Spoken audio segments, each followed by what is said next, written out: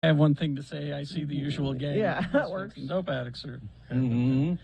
Because on this day, in 1960, RuPaul Andre Charles was born in San Diego, California. I hear that song, and I always think of you, Gina. Why? No matter what you do, girl, everything looks good on you. That's not true. That's Thank absolutely true. Absolutely true. I'm in Florida, and I realize my You're uniform. in Florida? No, That looks like your room. my uniform doesn't work in Florida. Black all the Yeah. time. No. yeah. No, you have to wear not. bright colors in It's Florida. not. And you should wear a Stevie Nicks bandana. It's not. The pandemic has pared down my uniform even more. It is black T-shirts, and that's it. That is all I have. Hey, don't I stand haven't up. bought new clothes in 2 years. That's shocking. I That's just shocking. So, I don't have holes in these black T-shirts. They seem fine. So By the way, I just want to point out that opening number was Carlin Tallbrother approved. Just so you know. good. Hi, Carlin. work. Uh, What were some of the other choices today besides RuPaul? Oh, Well. okay. I was not in on the planning session this morning. I mean, I started with something that Carrie immediately shot down. What was that? Well, We kicked it to the curb Oh, immediately. God, thank you. I know Thank that Frank Christ and the all-knowing suit and Ed Brass were wanting Yeah. Gordon Lightfoot as the opening. It's his birthday today. He's about 104. he Oh, looks 83. older than 83, but he's only 83 today. Well, I'm looking at his face. You know what his face looks like? The wreck of the Edmund Fitzgerald. It looks like every highway. I saw a tweet the other day from somebody who said, my kid is obsessed with the Gordon Lightfoot song because they were teaching about the Edmund Fitzgerald in history. Yeah.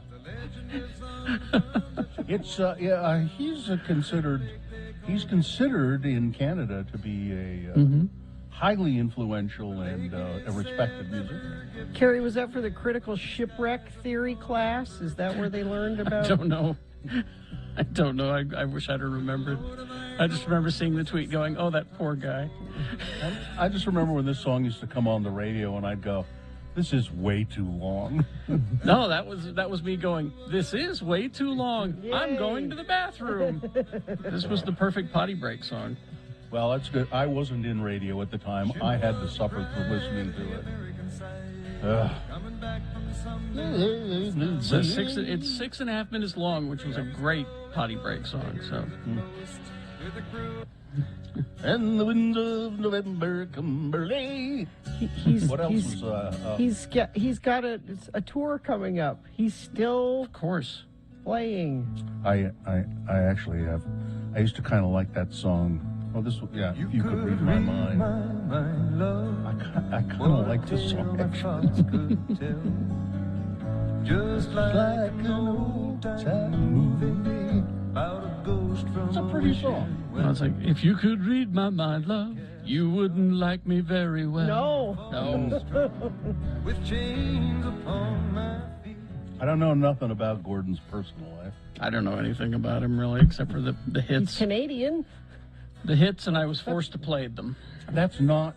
Just being Canadian is not your personal life. I'm sorry, it is. Gina. Sure it is. Tell me about your personal life. Oh, I'm Canadian. That one tells you a lot, doesn't it? Listen, I know a lot of people who, when they say, tell me about their personal life, I'm American. Yeah, It ain't no different. Yeah. Well, but it ain't your personal life. I want to know how many times you've been married and if you beat your children. He's been married 3 times.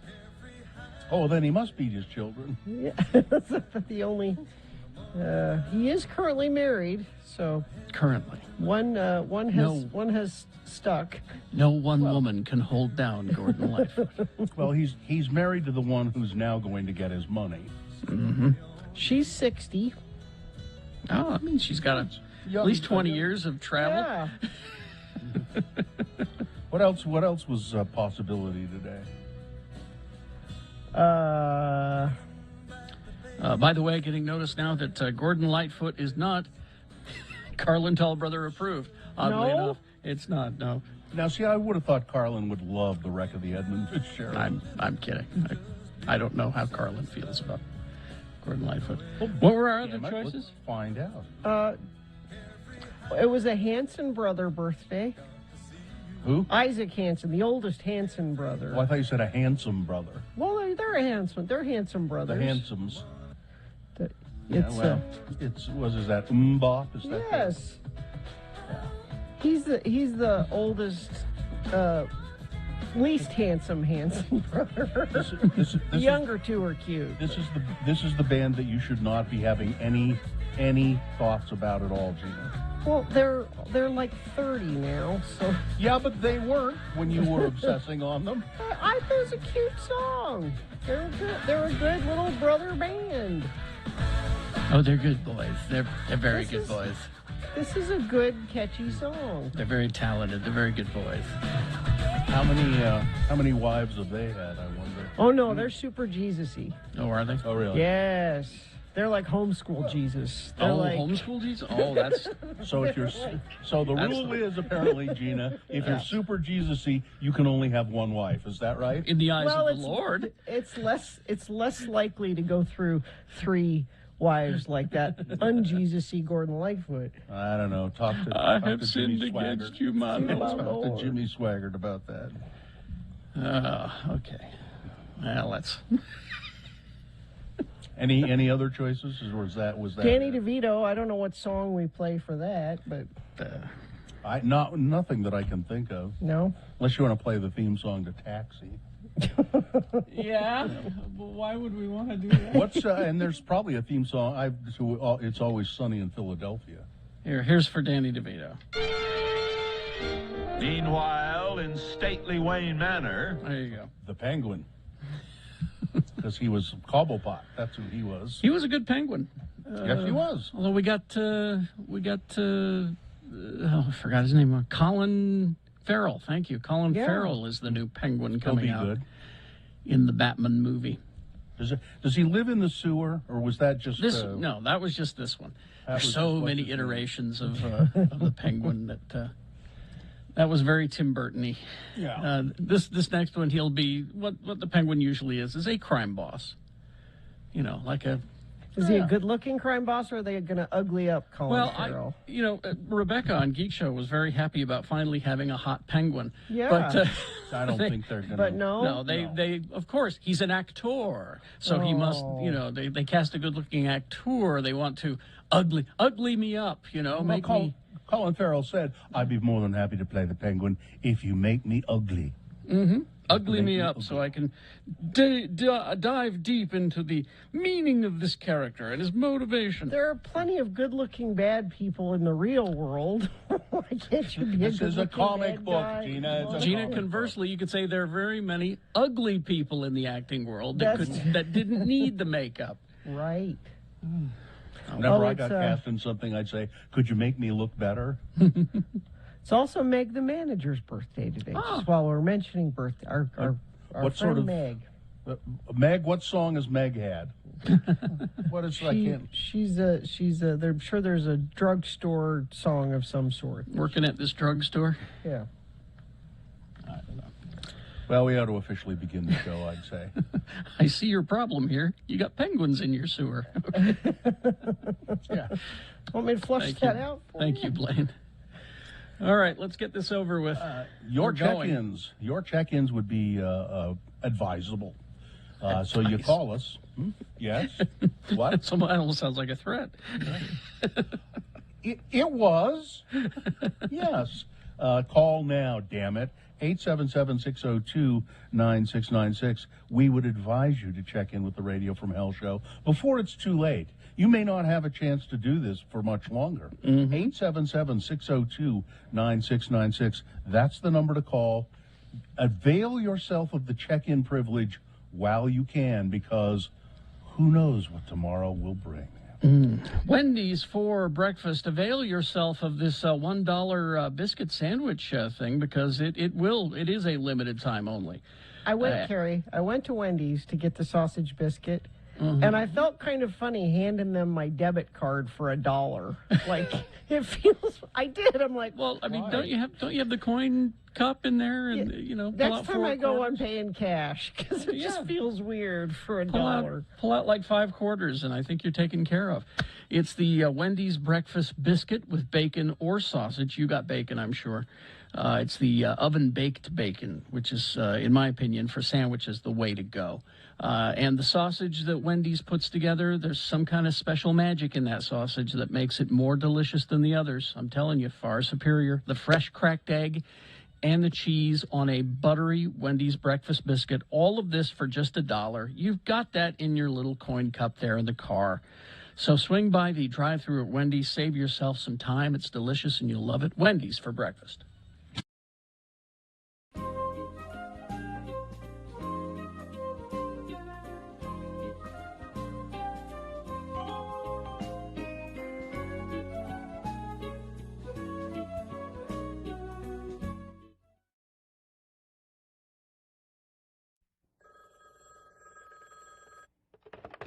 Hello, X96. Oh, hello, Bert. Bert, calm down, okay? Look, hang on a sec, okay? We'll talk to you on the speakerphone. Hang on just a second. Bill, it's Bert. Oh, man.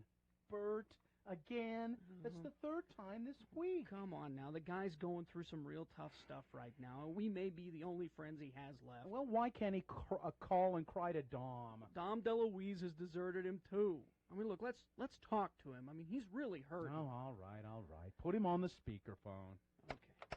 Hi, Bert. It's Terry and Bill. Hi. How are you? I'm fine.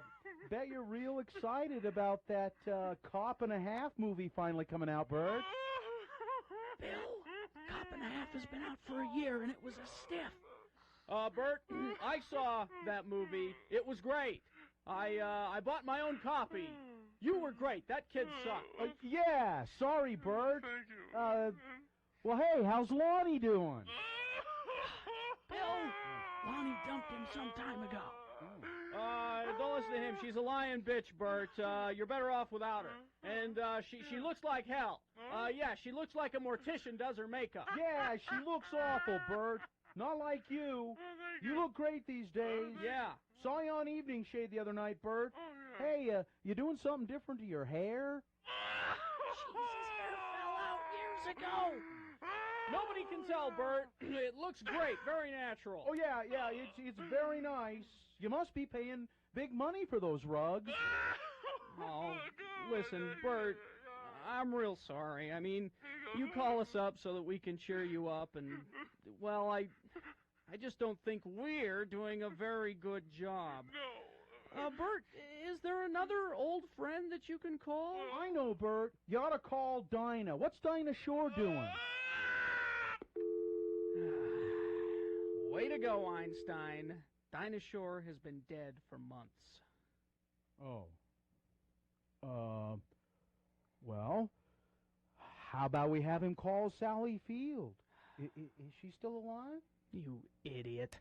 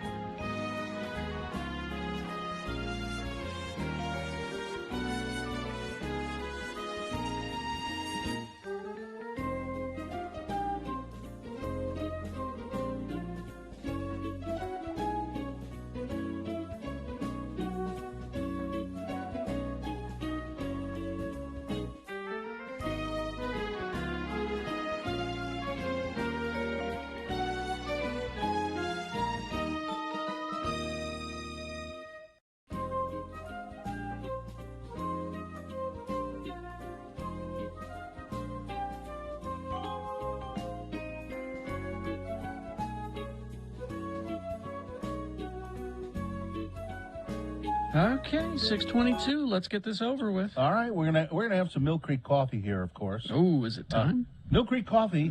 It is the coffee that lifts and separates. Oh, yes. Mill Creek Coffee Roasters. It's 657 South Main in downtown Salt Lake, and it opens at 6:30. So you can I go- can't seem to forget you. Your Mill Creek stays on my mind. Absolutely, it's 657 South Main, and it opens at 6:30. Go have some coffee, and now we'll go. We'll get the show started, and then go to your check-ins. I understand that Bradshaw and Ashley are standing by. They realize this may be the last chance they get to check in with the Radio from Hell show at 877-6. To health plans, they provide medical and pharmacy services that meet you right where you are. Enroll today at uofuhealthplans.org. The moon is 97% of full. So the full It moon was really bright out there. We were out there going potty at about midnight or so with the pups, and it was really bright. Do you go along with the dogs when you go out to potty? Do you go Yeah. along with the dogs? I have to- you I have to also supervise. potty? Yeah. I used to. I don't anymore. You don't. No, you don't no. pee in the yard anymore.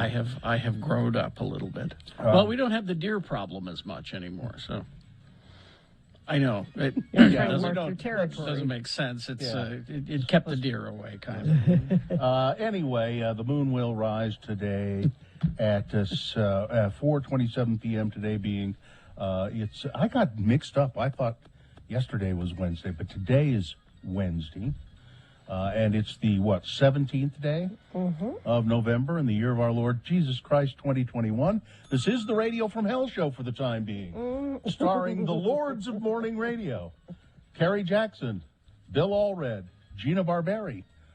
Katie for short is the current producer of the Radio from Hell show. The most recent? She's the current producer Okay. in downtown Salt Lake, and she's running the show. And we have our fine interns, Miriam and Cameron Diaz, helping out as well. And now we go to check-ins at 877-602-9696. Let's begin with Ashley. Ashley, good morning. Hello, how are you guys? Well, we're, hanging on by a thread. I am very sad to hear that. If you guys go off the air, I have listened for 22 years. What's Since I Ashley moved going to up here do? from Rose County. Well, you'll get used to it. Okay. It's, Well, I don't know if I will because I still got an hour before I go to work. We can at least stay on for another hour. We'll be I on think for- we yeah. can do that for Ash. I really appreciate that. yeah, Thank you. All right. It is, Ashley, it's Homemade Bread Day. National Homemade Bread Day. Warm homemade bread. So I would advise everyone to go find someone who knows how to make bread and have them have them make it Exactly. for you. Well, we all learned. If my grandma were still alive. No, Yeah. we all learned how to do it during the quarantine. I mean, if any one good thing came out of it, it was everybody's bread making skills got kicked up. Mine didn't. No, everyone just went and bought the bread maker. I'm still an aficionado. I know how to make Rhodes bacon serve. That's warm right out of the Exactly. oven. That works. You pulled them out of the freezer. I worked at a bakery in Delta for a very long time.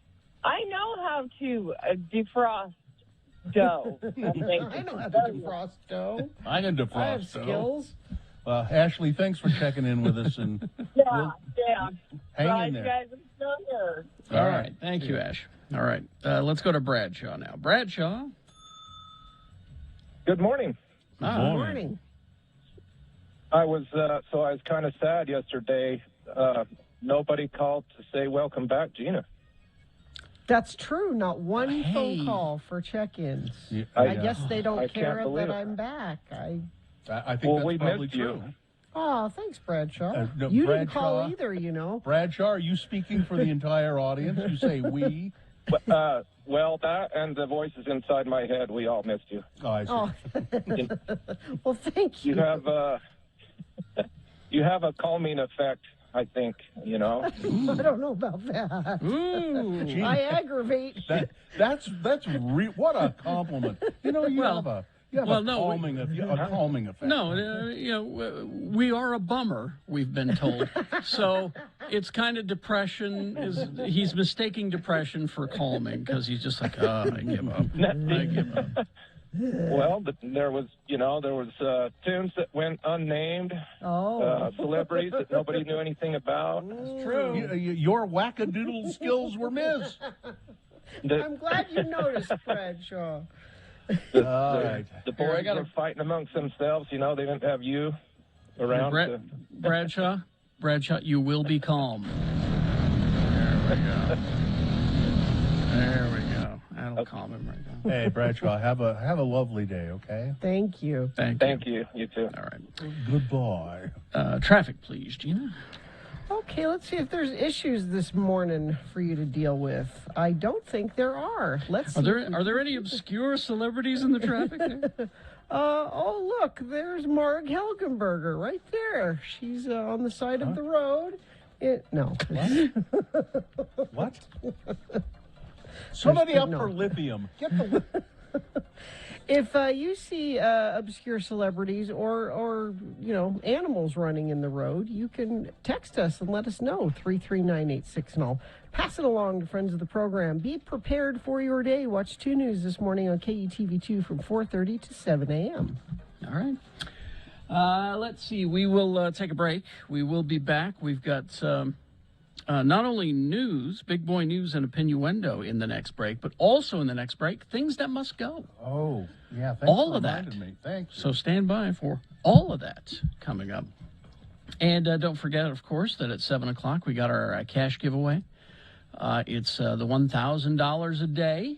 And how you qualify is you listen at the odd hours throughout the day, 7, 9, 11, 1, 3, and 5. Mm-hmm. And that's when you will collect words that we give you, text them back to us. And every time you do that, you're qualified to win $1,000 that we're giving away today.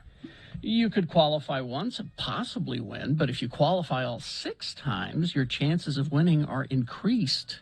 That just makes sense, right? And this is the final week of this, by the way. This is it? Yep. Yeah. Okay, so there you go. It's we're being upfront about it. We're bribing you to listen to the station longer. All right? Here's some money. Listen longer. That's what it's all about. Okay, we'll take a break. We'll be back. Brooklinen.com. In this time of in the quarantine, I've learned to appreciate the importance of comfort. Now, Bradshaw talked about a calming effect. Nothing has a greater calming effect than comfort, and especially in your own home. And I've learned that it's little things like your bath towels to big things like your sheets. But it's a big sale happening at Brooklinen right now. Let me get the information here. It says Brooklinen's biggest sale of the year happening now.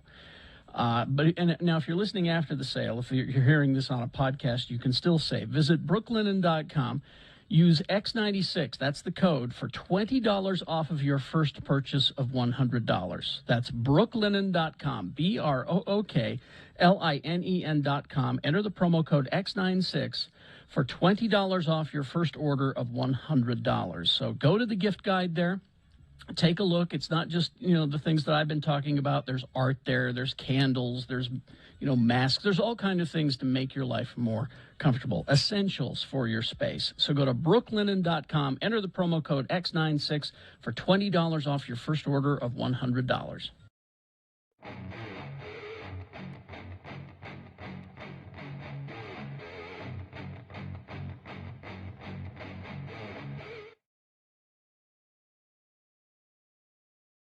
Here's what Kerry Jackson is doing when he's not on the air.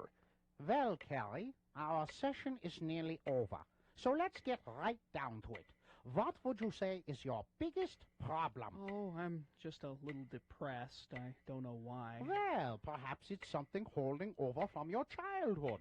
Tell me about something of your memories from your youth. Well, one of the distinct memories I have is when my 2 older brothers were playing basketball in our room, and Peter went up for a layup into the garbage can. Greg didn't block it, and the ball bounced down into the living room and broke Mom's favorite vase. I told him over and over, Mom always says, don't play ball in the house. Kerry, Yeah?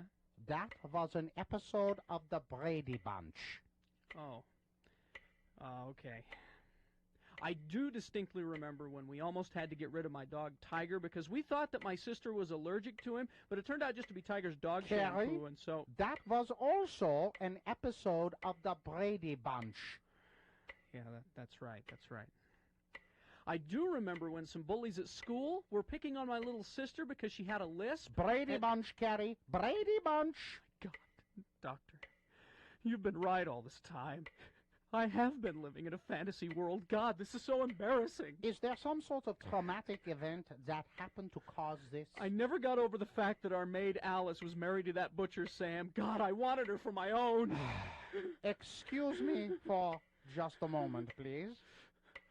Mrs. Greenlee, could you please send in Mr. Chunga to collect his friend? Carrie's session is now over. Here's what Bill Allreddy's doing when he's not on the air. God, Carrie, you must have had a rough session in there. Yeah.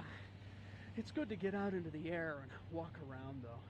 Gee, just when I think I have it rough, look at that poor bum in that dumpster across the street. Yeah, I see that guy over there all the time. I think he sleeps in the dumpster. He looks kind of familiar, but I just can't place him. Oh, boy, looks like Carrie and Chunga across the street. Thank God they didn't spot me. Oh, man, there is some really cool stuff in here today. Wow, a tuna can.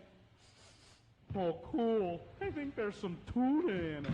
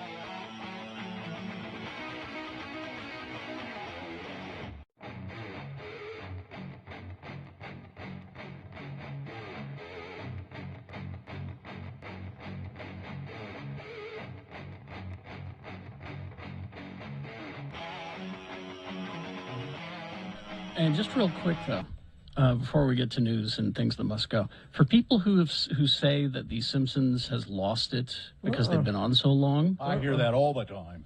I've been hearing it for years. Watch the past 2 episodes. They did a 2-part Coen Brothers parody. Yeah. They parodied nearly every Coen Brothers movie in like 2 episodes back to back called, let's see, what is it? A Something Man? What's the Coen Brothers movie? A Reasonable Man. This was called a Reasonable Flanders. Was the 2 episodes. So if you're a Coen Brothers fan, watch those 2. I'm America. So you're not. Who's the Coen brothers? Yeah. Exactly. Yeah. Who's that? Never I'm mind. America. There you go. Who's You the liberal Coen elites and your and your references. your references. To, Barton Fink. Do they do anything with Barton Fink they in there? do. They do. I'm America. Who's Barton Fink? Exactly. All right. Let's do news, and then we'll get to all that other stuff coming up. News now brought to you by. Moochie's would like to thank their loyal customers for supporting their locally owned and operated business. Moochie's has been voted Best of Utah for over 17 years. Dine-in, delivery, and pickup is available. Thank you. Thank God Kanye West, Drake, Dave Chappelle, Kanye and Drake have ended their feud, their long-standing feud. They shake hands?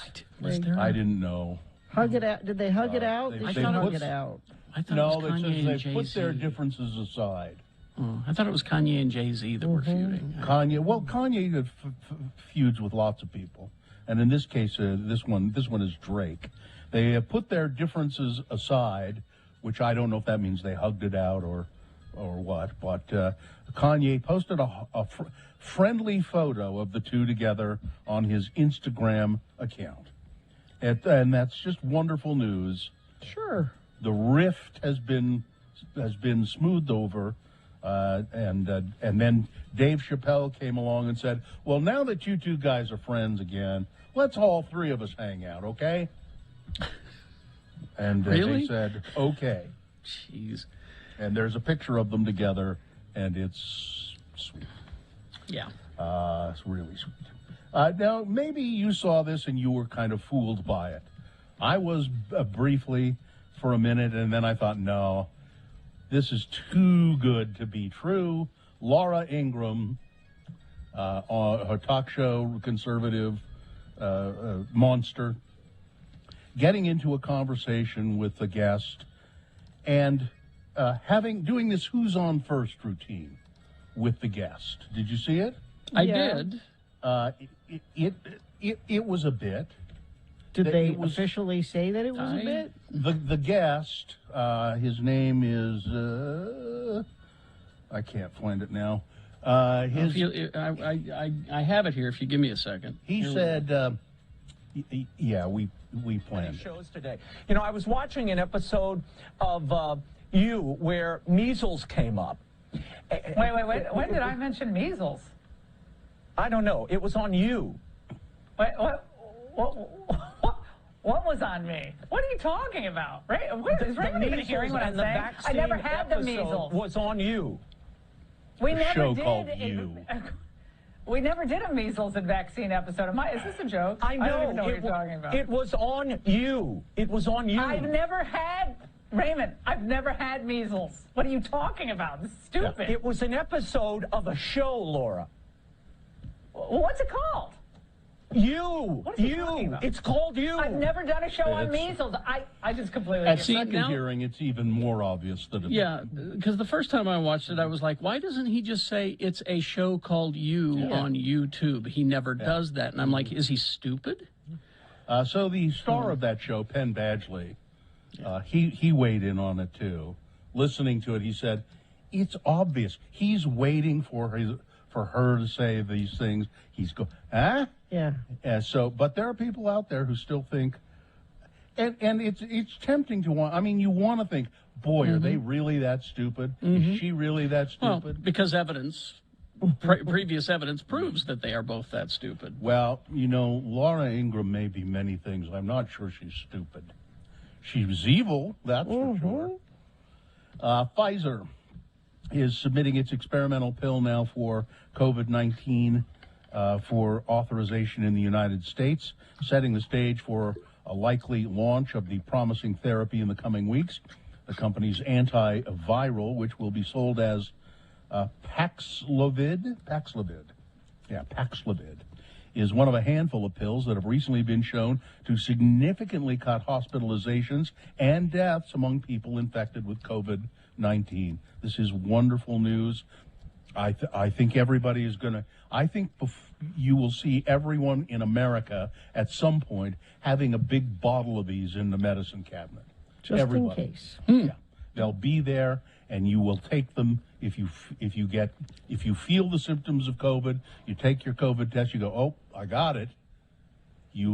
People will take these pills immediately. It's not going to make the disease go away, but it'll help keep you out of the through hospital. it. Yeah. Time is running out for Utah children to be vaccinated before Santa arrives, and Carrie's brought this up. I'm telling you. Time is running out for parents looking to get their kids fully vaccinated before Christmas, and Santa will not come to your house if you're not fully vaccinated. That's true. That's just the absolute truth. He's a magical being. He knows. It would Because be you need the first shot and the second one, and there's the 10 or so days in between. So it's not much time. It would be this week or next week to come in and have that kind of timeline, said Trevor Warner with the Davis County Health Department, which began giving vaccinations to good little children between the ages of 5 and 11 on November 8. 11-year-old Maddie Newbold and her younger siblings were among the children who received shots at the Legacy Event Center on Tuesday. She said, well, it just was kind of like a little small pinch. Yeah, there was it's nothing no to big it. deal. And now I know Santa will bring me all the presents I want. So we're going to Hawaii for Christmas. This is a trip we paid for 2 years ago. That's finally happening. And we had one family member who was underage for the vaccine that we were hoping he could be vaccinated before we go, and he will. And that peace of mind is huge. We will all be fully vaccinated when we go. Gina, I know. Could I get you to please say this? Sure. We are probably going to Hawaii for Christmas. Well, would you just say it that right way? now the plan is we're probably going.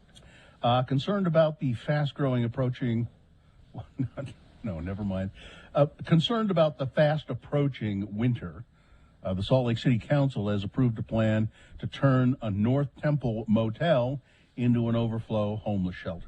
Okay. In doing so, the council has expressed its deep frustration that other cities are not doing more to help the unsheltered, and that this temporary refuge from the cold, and today it's here, the cold is here, it's being placed in the economically disadvantaged west side of Salt Lake for the second year in a row. I'm frustrated beyond belief. We're the ones, and our residents are the ones that have to bear this burden, said Council Chair Amy Fowler. Sometimes it feels like our compassion is being taken advantage of by the other cities in the county. You know, Mayor Mendenhall actually set aside $1 million of the city's money to help any other city in the county that would step up and say, all right, we'll do our part. And so it wouldn't even be like a money issue necessarily. Just, please, will you take some of this burden off Salt Lake City? And not one stepped up to do it. Because they won't. Because the theory of people will do the right thing doesn't always work. So what would be really nice we need a mandate. That's what we need, a mandate. Well, no, what would be really nice is if someone higher up the chain, I don't know, maybe the governor said, look, Salt Lake does all this. They're willing to give some of their money to another city. I'm insisting that one of you others mandate that others and others. But that's not how we do things. No, listen, Gina, that's an excellent path. But the problem with it is that they would rather do nothing. You see, so what you're offering is a solution. Their thing is doing nothing. A Salt Lake City company is giving its holiday bonus this season to Afghan refugees. Oh, good. Who are brand new to Utah and in desperate need of everything. Everybody was pretty stoked to do it. We took the money that we would have spent on gifts for employees for Christmas, and as a group, we shopped for the best deals that we could find to get items for refugees, said Jordan Wright, who is the CEO of Atomic Financial. Good for you guys. And there's a guy here in Utah, he's a billionaire. He's like the 253rd richest person in America, one of Utah's wealthiest native sons. He's going to give away nearly all of his billions of dollars to help other people. Really? Jeff Green, a BYU graduate who has gone on to become a titan in advertising technology, announced on Tuesday that he has signed the Giving Pledge, joining some of the world's richest people in committing to donate most of their wealth. I will give away the vast majority of my wealth through data-driven philanthropy before or at my death, Green wrote. My target is more than 90% of my wealth, but I will also give of my time, my most precious commodity, to allocate those funds deliberately and to be personally engaged. Hundreds of other billionaires have also signed the pledge, which was created by Bill and Melinda Gates and Warren Buffett. Green is the CEO and chairman of something called the Trade Desk and has an estimated wealth of $6 billion. And he's going to give away 90% of it. Good for him. He heard about that old saying about the eye of a needle and a rich man or something. That one thing. Sports weather traffic. Yeah, I thought this was really cool. So Utah football, they're playing Oregon this weekend, which is huge. Their uniforms this week, you know, they change every week. The uniforms this week are special uniforms to pay homage to the USS Salt Lake City, the Navy ship. They're super cool, gray and black uniforms, but the helmets are all individually painted, hand-painted, with this cool naval ship war scene on the side of it. They're really, really cool. There's a bunch of pictures of them. I'm going to retweet this. Would you? I want to see this. this. I think they look really, really cool. Let's see. The Jazz, they ran all over the Philadelphia 76ers last night, 120-85. Weather, chilly today. 31 right now, and not going to get a whole lot warmer, 43 for a high today. It will be sunny, though, so you'll be inside and look outside and say, that looks nice, and you'll go out and go, ooh, it's chilly. Let's see. Traffic, we've got, I have to go to Box Elder County to find an incident for you. A crash on SR 83 out to Thiokol.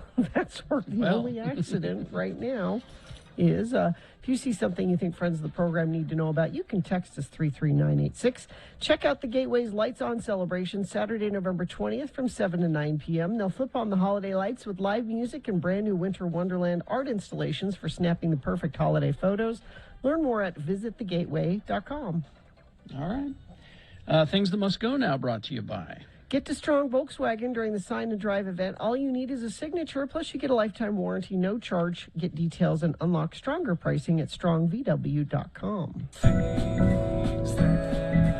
Things that must go on the radio from Hell Show. These are things that are bugging you, friends of the program. You really can't stand them anymore.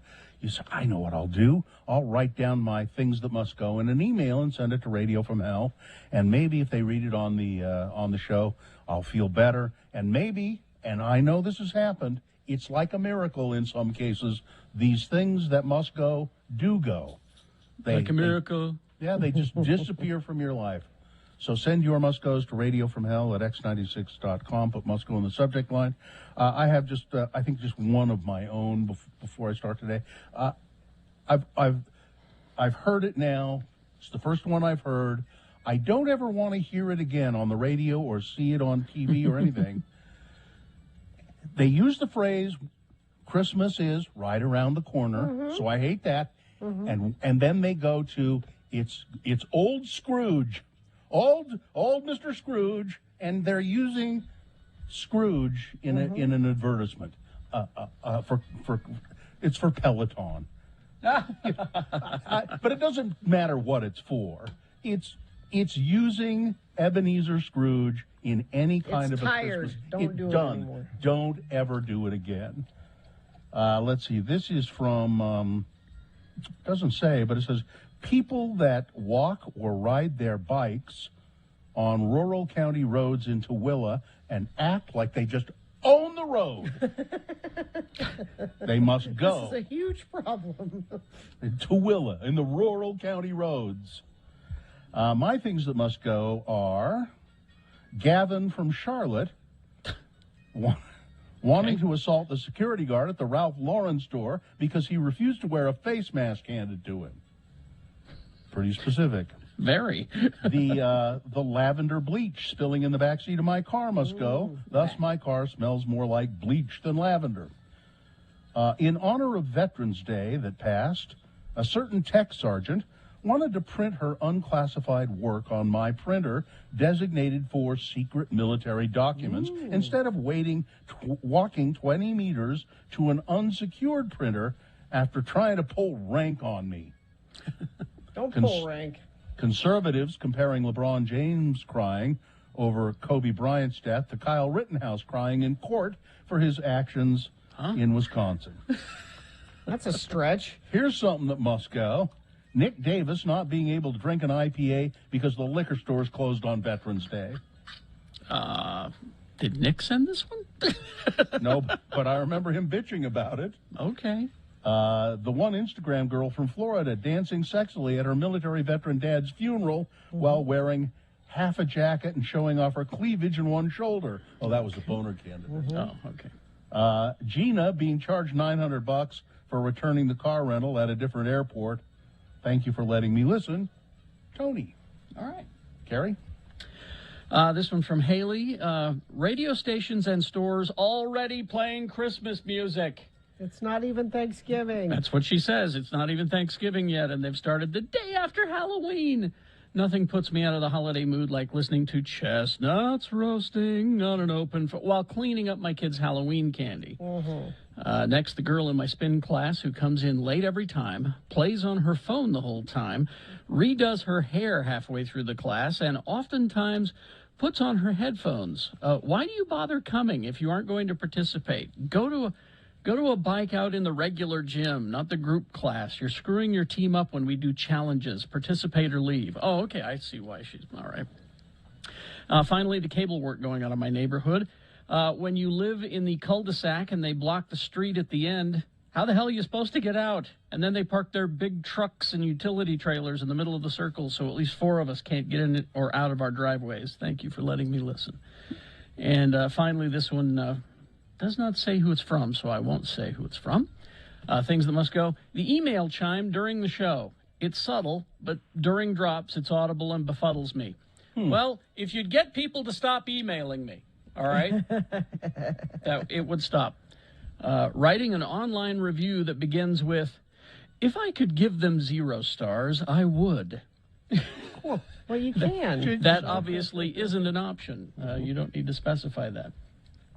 Extensive questionnaires for applicants for entry-level jobs. I understand how they're intended to filter out and get the cream of the crop. However, questions like, are you a team player? I simply lose interest in completing your 20-minute questionnaire. That's good from someone who did not sign their name. Gina. One for me that I brought up yesterday. Restaurants that have menus that show the calorie count of the items on the menu. Now, I get in your regular life that this is helpful. But when you're on vacation, you don't want to. Don't worry about that. Can't I just order what I want without feeling guilty about what it is? I would like that to go away, please. Let's see. This from Abby, dedicated listener since 1995. Oh, wow. This is a Veterans Day thing that must go. We are a military family. I have an active duty spouse. My thing that must go is the parade of love on social media for active duty spouses on Veterans Day. Ladies, I know you love your spouse, and you should tell them, but they're not a veteran if they're active duty. So find some other day to shower them with love. All right. This from, please feel free to use my name. It's Lee. My thing that must go is people telling me, a medical worker who takes care of COVID patients and has been since it started, that this isn't real. Without fail, every time someone sees me in public in scrubs wearing a mask, they find the need to come up to me and tell me it isn't real, hospitals aren't actually full, and that I'm living in fear. To them, I want to say, if this isn't real, please come do my job. You risk your health daily and your families, and you work insane hours with death all around you. You take care of dying people who are scared and tell them that it isn't real, or explain to family members that they can't see their loved one before they die. You'd be gowned up in a PPE person, holding hands, watching machines shut down after the decision is made to take them off a ventilator. I assure you, It's very real, and it's happening daily. And it's not just old people like everyone seems to think. It's everyone and every age group. Don't hound people in public for not wearing masks. I don't. They have a right to harass me to wear one for taking care of non-existent patients? I don't think so. It's a scary time to be working in the medical field, seeing everything firsthand and viewed as not true and that we're all lying because we have so much to gain from all that. That's the part I don't get about it. What would be the point? Thanks, Lee. We appreciate you. Things that must go on the radio. From Hell Show. Traffic. Stalled vehicle eastbound US 189. This is by Bridal Veil Falls in Provo Canyon. The right lane is closed there. And that's it. If you're seeing something in traffic that needs to be passed along, like this person, slowage, southbound Park Lane exit, not sure why. Thank you. That's still helpful, though.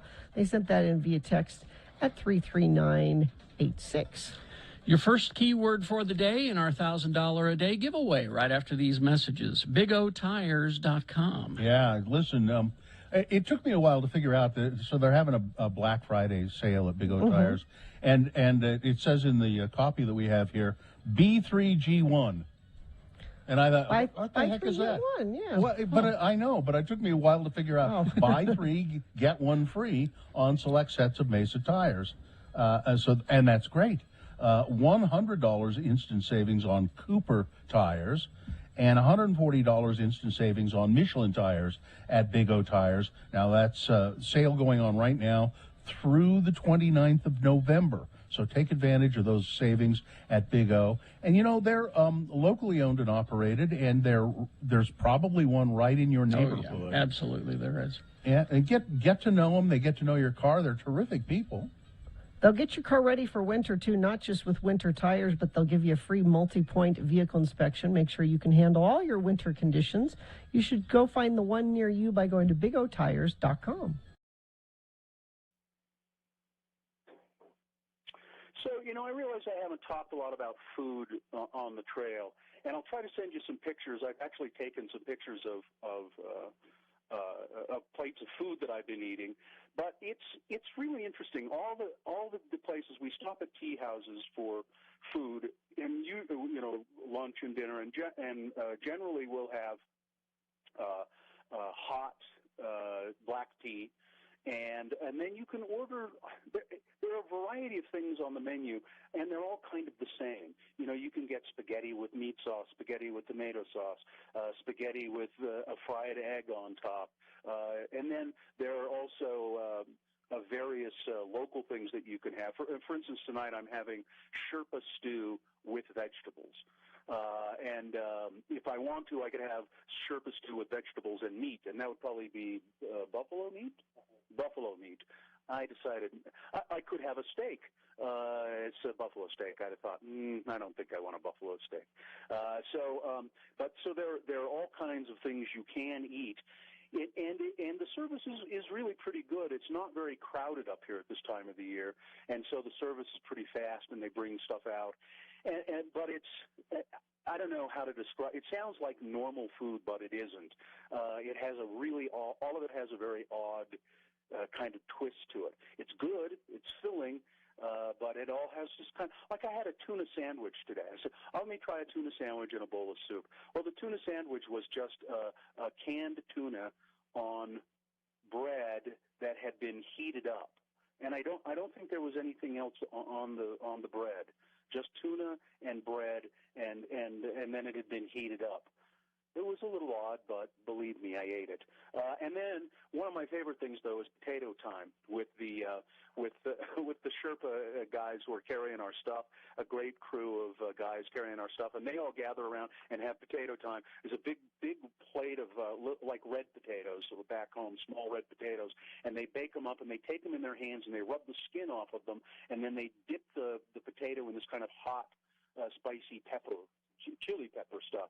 Really good. A hot potato, nothing like it at the end of 2 hours I walked up and up and up today. We'll tell you more about it coming up.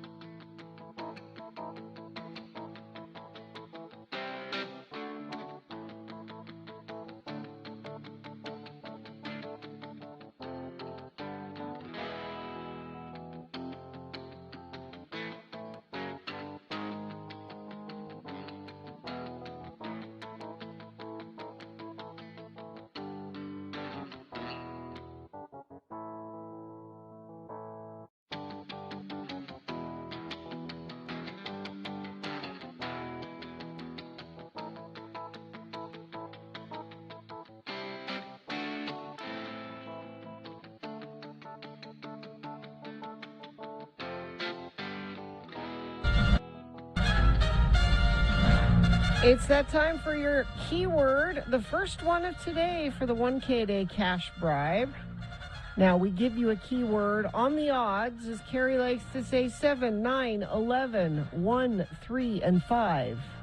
You don't have to collect them all to win, but boy, it sure ups your chances the more keywords you text in to 33986. So here's your first chance today. The keyword is gobble. Gobble, gobble. Text that to 33986 for your chance at today's $1,000. There we go. I was just looking for. I was looking to see what if the boners were posted yet at x96.com, and they're not. So, Katie, if you'd have them get on that as quick as you can. But I was noticing that the X96 food drive at the Gateway, I saw the banner for that. Yes. Utah families are struggling to put food on the table, so help us, please, feed those in need. The food drive, now it culminates on the 20th, which is Saturday. Yeah, they're going to do the Lights On celebration that same night. Yeah, 7 to 9 at the Gateway. Get some canned food and non-perishable food. Take it down to the Gateway 7 to 9, and help people. People are struggling this time of year, and so do that. Now my cat, Mr. Fluffy Pants. Yes. He's been in the hospital. So he was in the hospital since last Friday. It's not COVID. No. I know that's immediately people jump to that. Yeah. You need to make that distinction. So I've been talking to the people at the animal hospital. Every day, sometimes 2 or 3 times a day, they call me. Wow. To give updates on how he's doing, and I've asked them. So they say, well, his kidney functions are improving and getting. And I said, well, what's his overall demeanor? What's he? And they try to be nice, and they say, well, he's very spicy. He doesn't. That means he's cranky. Yeah, he doesn't like it here, and he tries to bite people, and they have to drug him to, just keep him a little bit on the out of it side, so that they can give him medicine and approach him even, and he's really not. I mean. He doesn't seem like in regular life. Is he approachable? And no, that's just him. When he was little, he was kind of spicy. He would you'd pet him, and if you were petting him a little too much or something, he'd snap at you. But he hasn't been that way for a long time.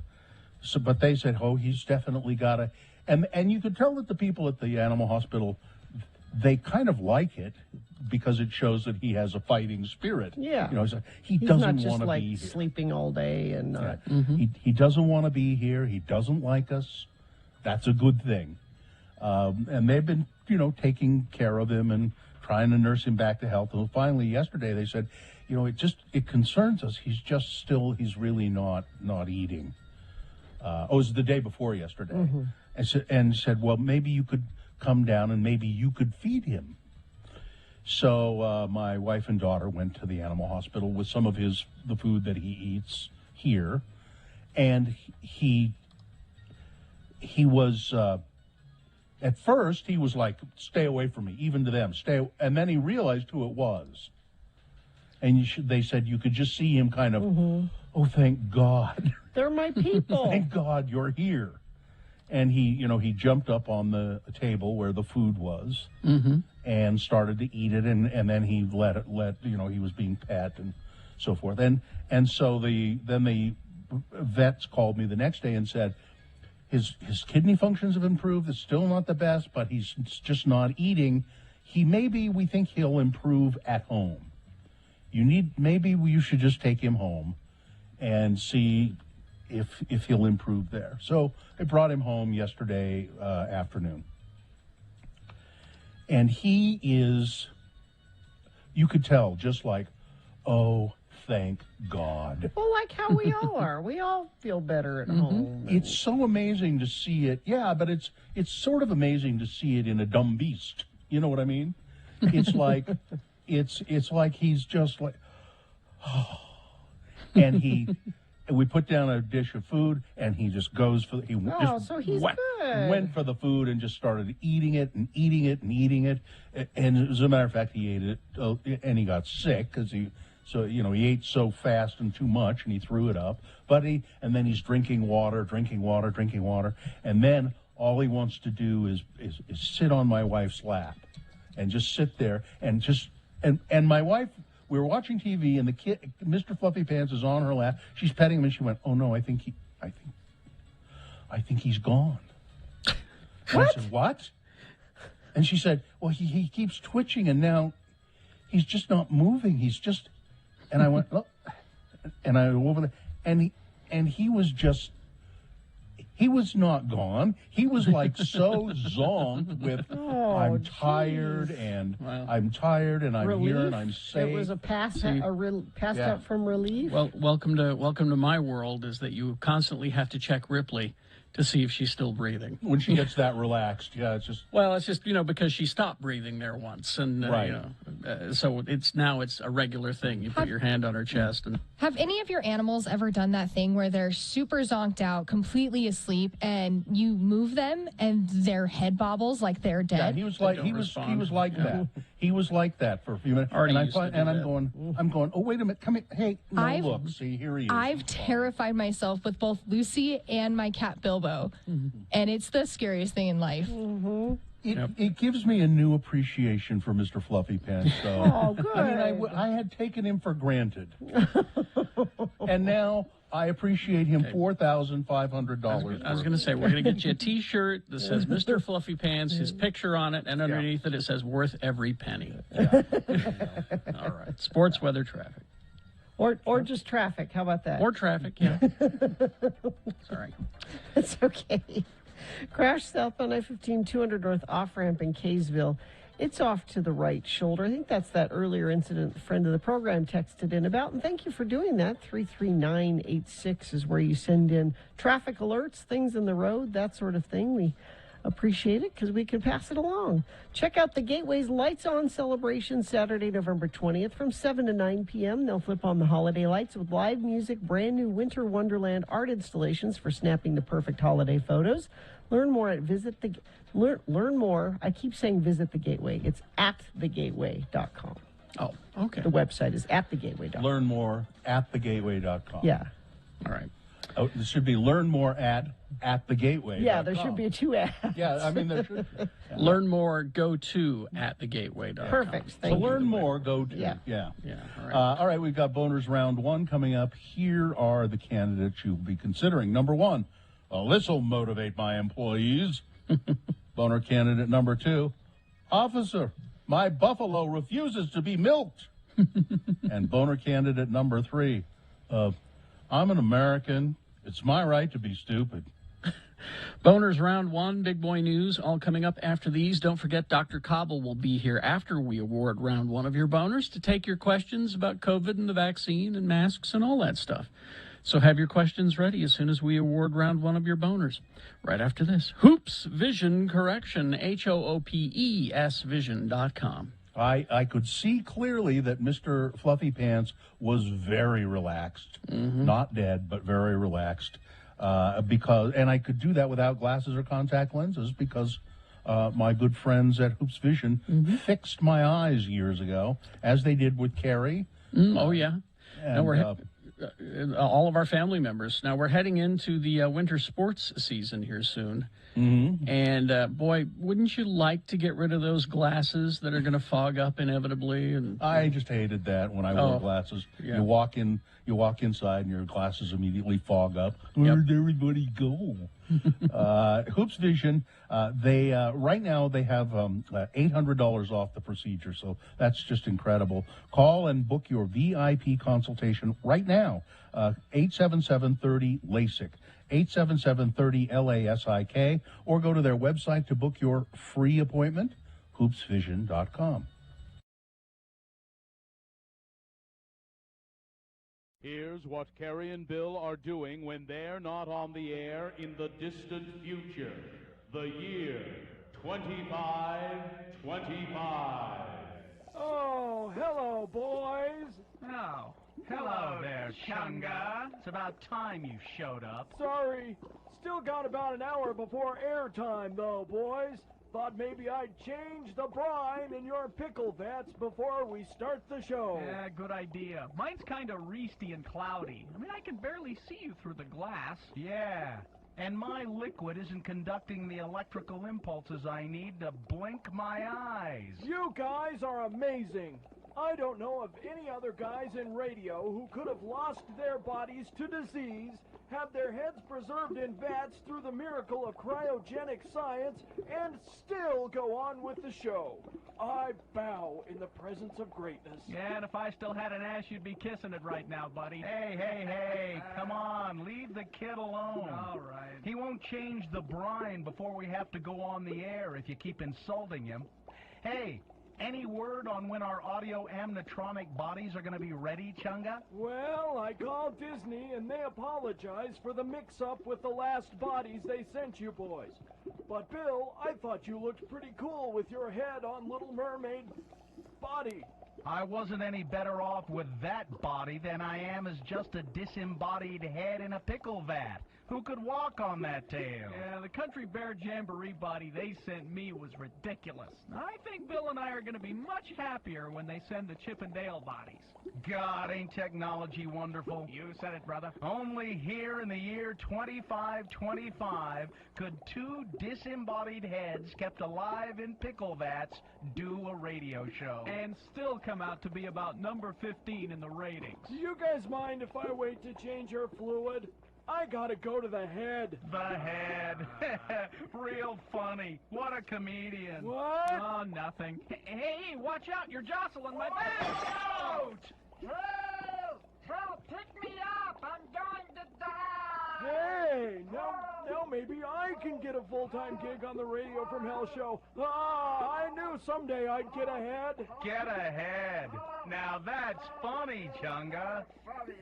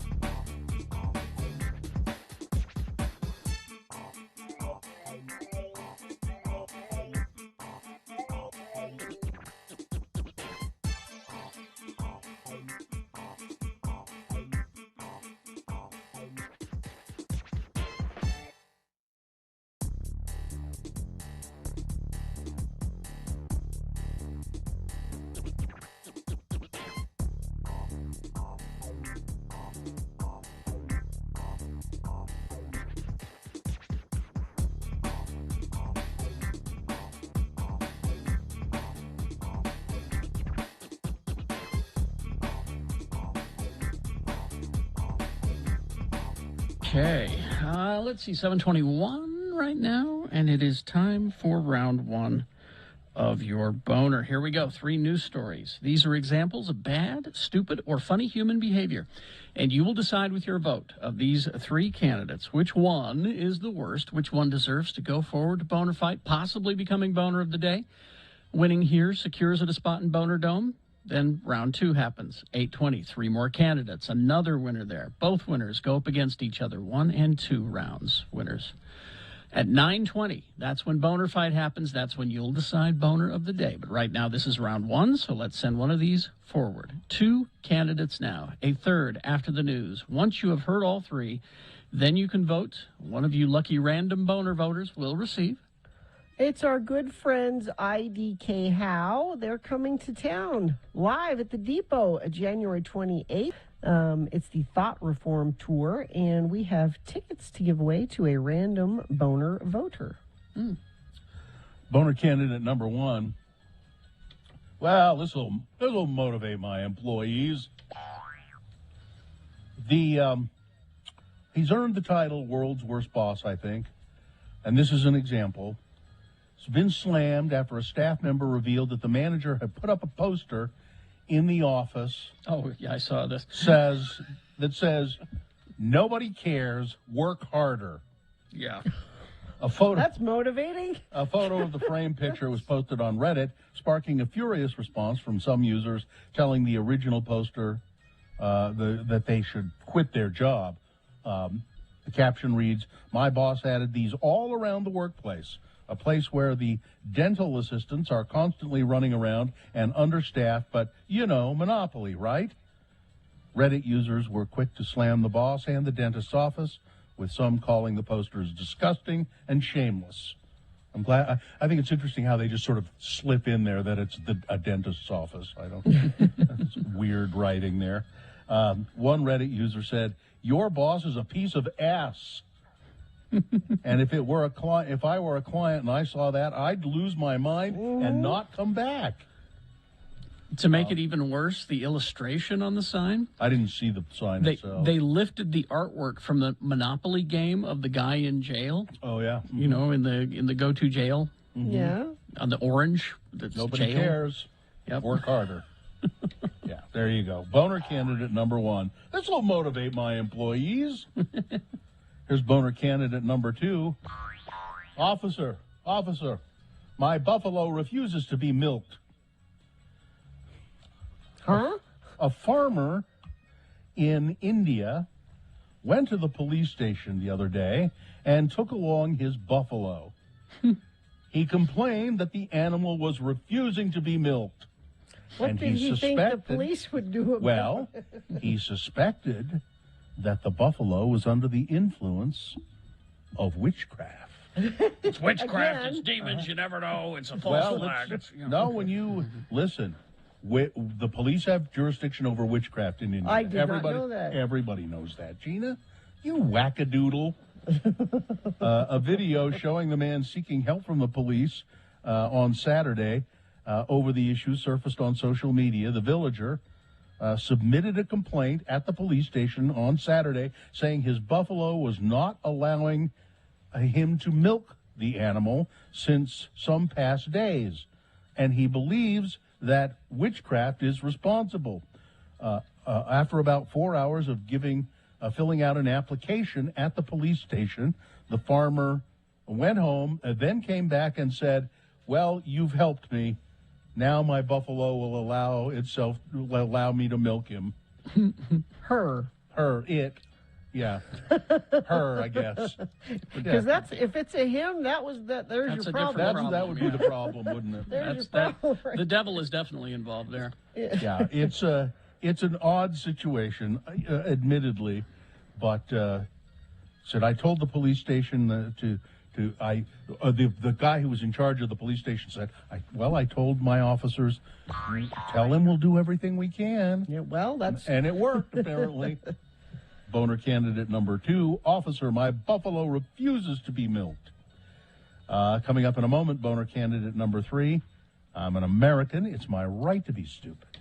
Boner candidate number 3 for round 1 coming up after this. Big Boy News and Opinioendo. Brought to you by Jiffy Lube Multi-Care gets services on brakes, batteries, spark plugs, and more. That's a job for Jiffy. Visit jiffylubutah.com for discounts, services, and locations. I think Katie's probably excited that to know that the original Harry Potter stars, Daniel Radcliffe, Emma Watson, and Rupert Grint, Katie. I love that man.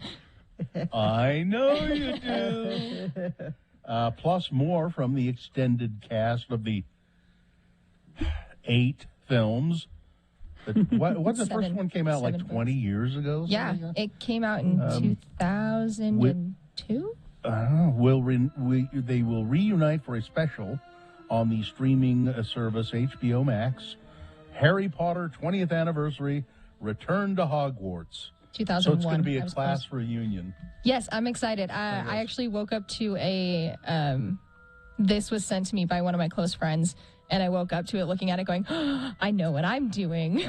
Also returning will be Rafe Fiennes, Helena Bonham Carter. I have her tattooed on me too. Oh, I thought that was a pile of rags. Nope. Oh. Her beautiful face. Robbie Coltrane, Gary Oldman. Yes. Imelda Staunton, Tom Felton. Always. James and Oliver Phelps. Yep. Mark Williams, Bonnie Wright. Now we're getting into the names. I have no idea who those Bonnie people Wright is Ginny. The Phelps twins are obviously George and Fred. The twins, yeah. Oh, obviously. Yeah. So the twins are obviously playing the twins. Right. Yeah. All 8 Potter films are currently available to stream on HBO Max. The first installment, premiered 20 years ago this week. Yes, a comic book guy. I was just going to add, obviously. Yes? Nothing. Oh. Okay. That's it. All right. Well, Utah has reported another great day in COVID. 1,238 new COVID-19 cases on Tuesday and 13 deaths. School-aged children counted for 276 of those cases reported on Tuesday. 141 cases in kids ages 5 to 10, 60 cases in kids ages 11 to 13, 75 cases in kids ages 14 to 17. Get your kids vaccinated. In Utah, it's now you can get COVID tested by mail, apparently, here in Utah. Utah Department of If you Health live in a rural area, that's where that announced that it's ordering a new form of COVID-19 testing through the mail for people who live in rural areas or otherwise can't reach a testing site. Maybe they're homebound. Okay. The people can register online, check qualifications. It's a free mail-based PCR test. The health department says it takes about 4 days to receive test results after registering.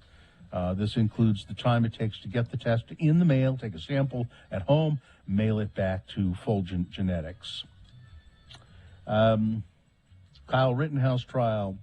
Jurors begin their second day of deliberations. The jurors that Kyle got to pick, apparently. Yeah. I mean, what was the point of the judge say? So they have this jury, I think there have been 18 jurors hearing all of this. So now we're going to, when it comes to deliberations, we're going to have 12. We'll winnow it down to 12. And I guess it is protocol in courts in Wisconsin. They do this all the time. They put all of the 18 names in a drum, and they draw out 12. And the judge had Kyle Rittenhouse do it.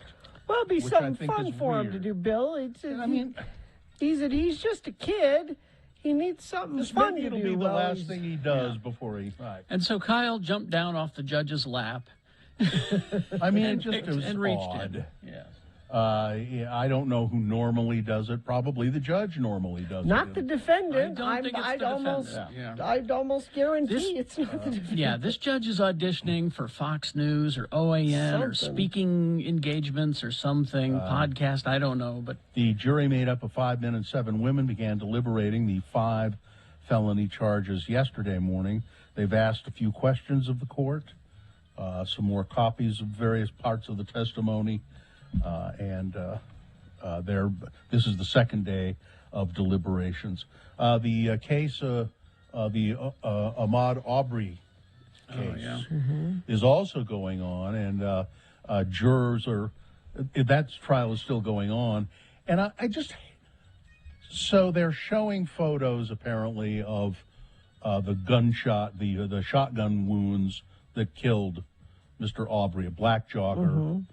And they're showing these photos to the jury and explaining, what went on and why these were fatal.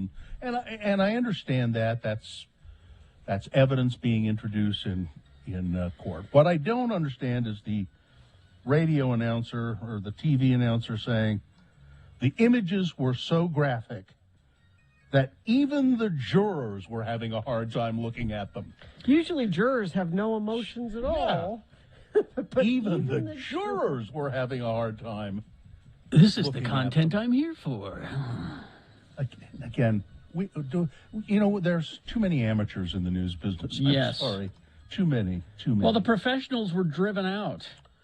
Paul Gosar.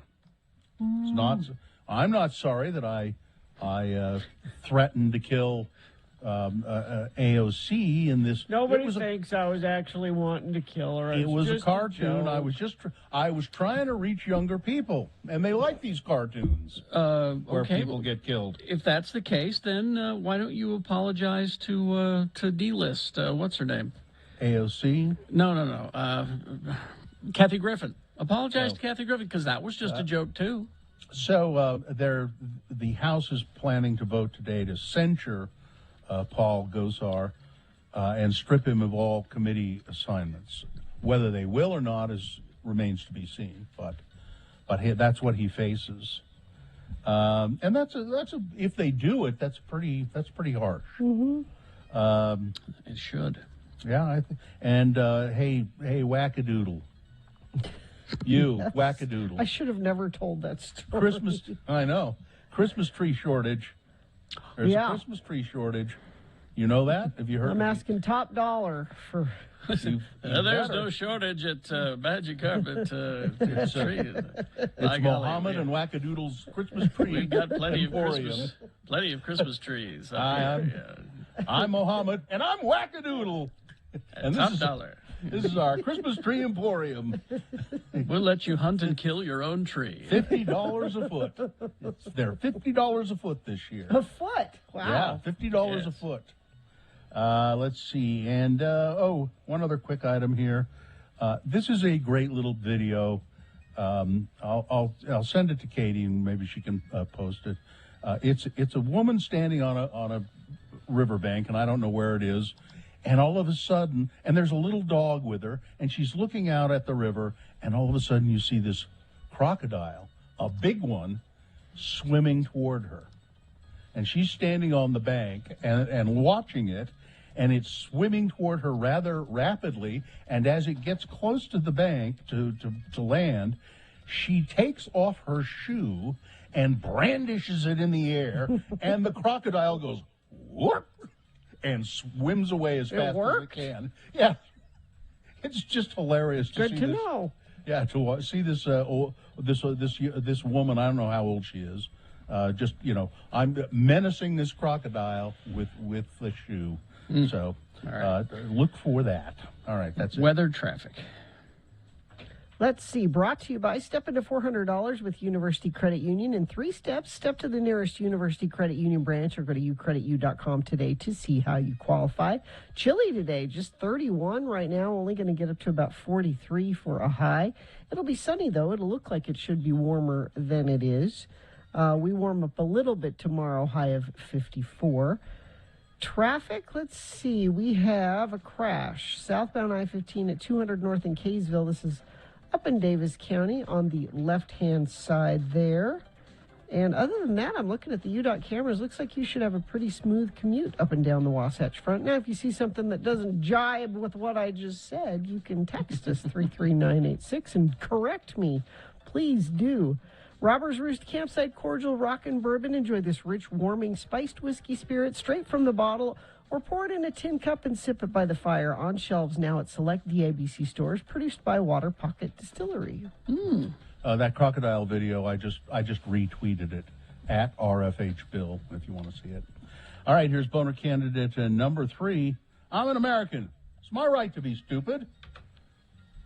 Conspiracy theory endorsing Representative Marjorie Taylor Greene has now boasted about being unvaccinated from COVID-19 on the conservative news outlet Newsmax.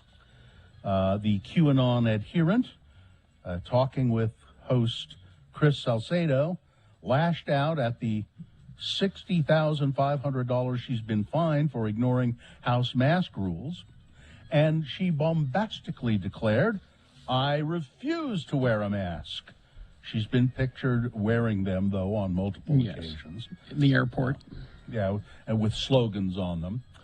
Greene, who has likened House mask mandates to the Holocaust, not told Salcedo that she had not received the shots that had been administered safely to billions of people worldwide and would be, quote, standing strong, standing up for people across this country that refuse to get vaccinated. Quote, you know I support anyone that chooses to get a vaccine, the Donald Trump sycophant claimed. I'll even drive them to go to one if they want to get one. But I'm also against these unconstitutional vaccine mandates. I am not vaccinated. I am not getting the vaccine. I am an American. I can choose what I want to do with my body. I have the freedom to decide whether or not to get a vaccine or not. I do not care who. I'm an American. You're a baby. Boner candidate number 3. Let's review the first 2 and vote. Boner candidate number 1. Well, this will motivate my employees. I put up a big sign that says, nobody cares, work harder. Hang those signs all around the office. That'll really help. Boner candidate number 2. Officer, my buffalo refuses to be milked. A farmer filing a police complaint in India because his buffalo was not letting itself be milked. I don't know exactly what he thought the police would do about it, but he took the buffalo to the police. And boner candidate number 3, I'm an American. It's my right to be stupid and unvaccinated. Okay, here we go. This is round 1 of your boners. Oh, real quick here. Get ready to call in and ask Dr. Cobble your questions about the vaccines, about masks, about COVID. He'll be here as soon as we award round 1 of your boners. Let's get to voting so we can award it right after these messages, all right? So this is round 1. You've got to pick 1, 2, or 3, the candidate that you think is the most deserving to go forward to boner fight and possibly become boner of the day. Possibly. 1, 2, or 3. Remember your candidate number, the one that you think should win. Put that single digit in the message of a text and then text it to 33986. Or you can call the producer's booth, 877-602-9696. Use your voice. Or go online, x96.com, looking for the box that says Boner Voting November 17, 2021. Refresh your browser if you don't see that box. It'll appear. All right. We'll award round 1 right after these messages and the voting, and then we'll talk to Dr. Cobble. So be ready. As soon as we award, get ready to call the doctor. After these. Oh, yes, BigOTires.com. Big O Tires is the team you trust, isn't it? Mm-hmm. Yeah, it's their Black Friday sale they have going on now through the 29th. That's not Black Friday yet. Well, they give you a sale for a long jump time. on it. Yeah. Now, I was raised, my father even taught, my father, a mechanic, who said, snow tires, that's a hoax, that's a myth. You don't need special tires. And then I had someone explain it to me in scientific terms It really does make a difference, and I like being safe while I drive in the winter. I'm nervous about that kind of thing. Right now, you can get all kinds of great deals on tires at Big O, too. For instance, $140 savings on Michelin tires, $100 instant savings on Cooper, and buy three, get one free on select sets of Mesa tires at Big O Tires. They are the team you trust. You'll find one near you, I am sure. Because there are 42 locations convenient along the Wasatch Front from Logan to Beaver. They're more than just tires as well. They can get your car ready for winter, and it's here. So what you got to do is go to BigOTires.com.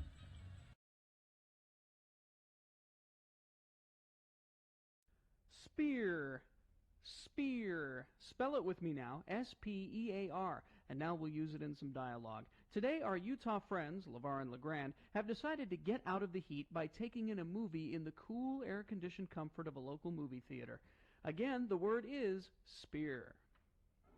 We got a few minutes before the movie starts, LeVar. I think I'm going to get me some snacks at the snack bar. What the heck movie have you drugged me to anyhow, LeGrand? There's a bunch of kids here in this theater. You know, it's The Lion King. The Lion King? Well, who plays the king, and what the hell's he got to lie about? All these kids should not be seeing a movie about liars. Oh, no, The Lion King. Like the animal. Huh? You know, L-I-E-O-N, lion. Big cats, lion. Oh. It's a cartoon that Walt Disney drew. You drugged me to a flippin' cartoon movie? I knew there's too many kiddies in here. Got down, sat on a bench, LeGrand. I may be having to vomit partway through. The Lion King is supposed to be real good, even for the grown-ups, LeVar. And they say the music is real fine. It was wrote by that Elton John. Who? Well, who the hell is the Elton John? Well, he's a singer and a writer who's got lots of hit music. He's one of them men what likes other men, but he's still a very good musician. Cheese and rice, LeGrand. You mean there's men that's attracted to other men? Yeah. That's square. Well, I didn't know about it myself until I read it in the newspaper and in Newsweek. Oh.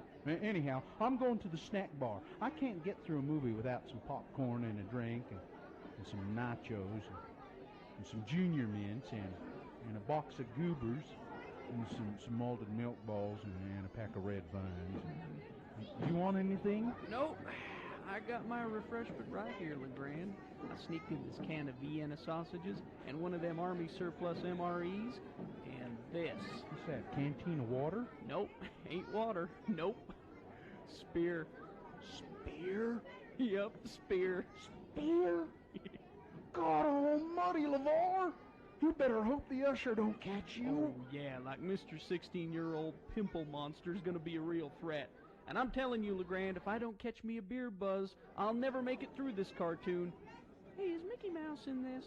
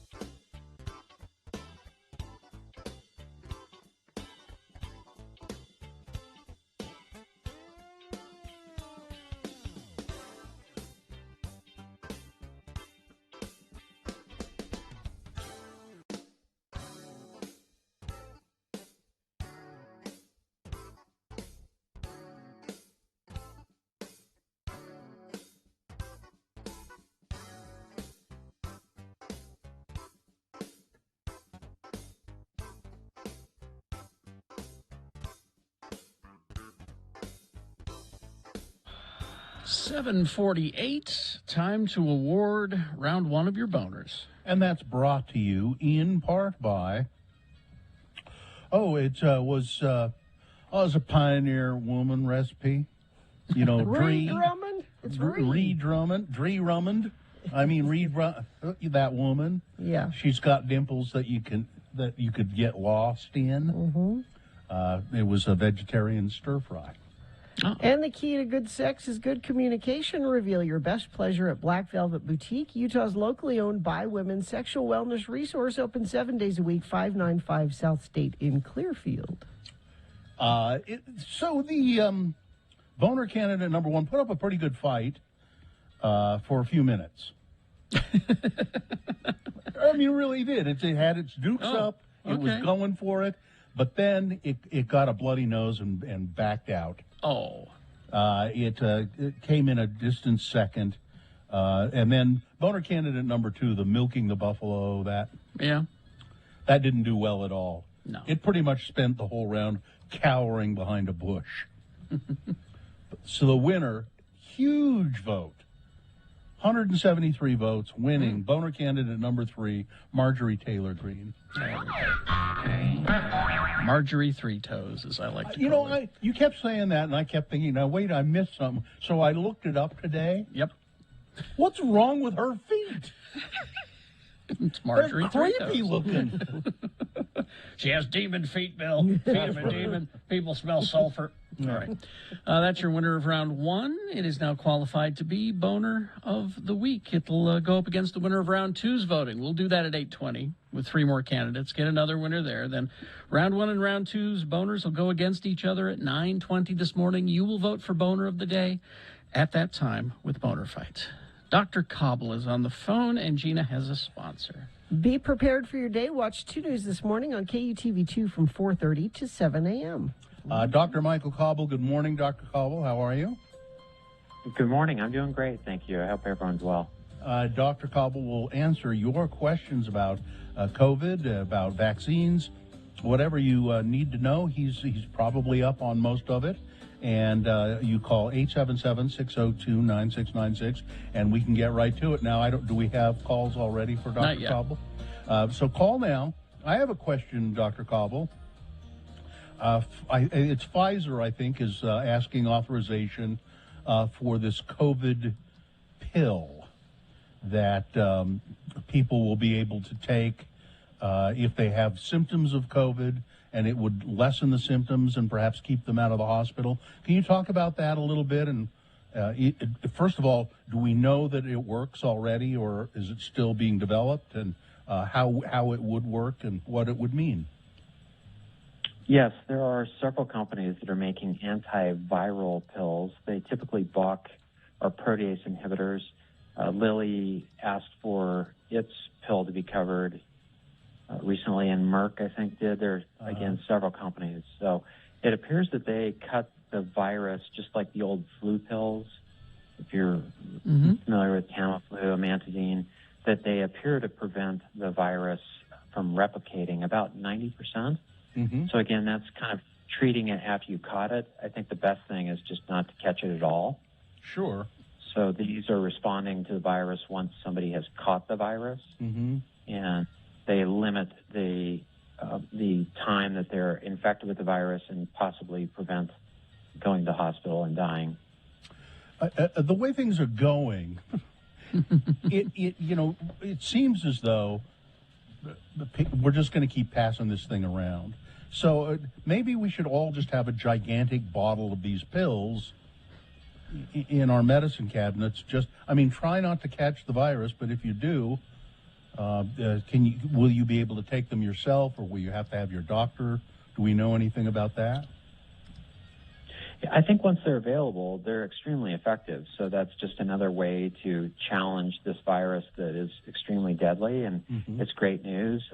These treatments are going to be fairly expensive. It looks like they'll be about $700 for the week. So again, it's just going to come down to how well your insurance, how good is your insurance, what's your deductible, and masks are 50 cents a piece, and the vaccine's free. So I think a person has to decide what fits into their budget and their philosophy of prevention. in my practice, I'd rather prevent a heart attack than have to respond and treat it. Mm-hmm. So we like to do preventive strategies to prevent strokes. We use blood pressure medicines preventively. For heart attacks, we use cholesterol drugs preventatively. And, people have argued about those medical treatments for a long time as well. So people arguing about COVID vaccines and COVID treatments is nothing new. Yeah.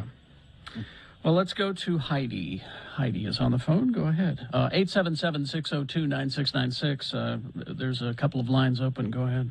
Heidi. Great. Good morning. Thanks for letting me listen. I'm going to ask my question real quick and hang up because I'm not hearing you guys too well on my phone. Okay. So I have a 7-year-old. He's had the cold going around the schools for about 2 weeks, just a cough. I have him scheduled for his COVID vaccine, 7 years old, if I didn't say that, tomorrow. Can he get it, or do I need to wait? That's just my question. Okay. So she wants to know if that's he has to wait until after his cold is over, I guess? Yeah, I think that there's not a problem giving any vaccine while somebody has a cold. I think if their temperature is 103, if they're extremely miserable, I'd probably wait until the symptoms have gone down somewhat. Mm-hmm. But I've had people get the vaccine while they caught COVID as well, and they survived it. I'm not recommending you do that. I think the key is our kids had a cold a couple of weeks ago. It was a 2-day cold. We checked them for COVID. It was negative. They got their vaccine last Monday. So again, having a cold is not a restriction to getting any vaccine, including the COVID vaccine. So I think that if he's eating well and not extremely symptomatic from the cold, meaning throwing up or having severe headaches or severe muscle pain or those types of things, he can go ahead and get the COVID vaccine. All right. Thank you very much. We will be back with Dr. Cobble. Doug, hold on. Your question's coming up.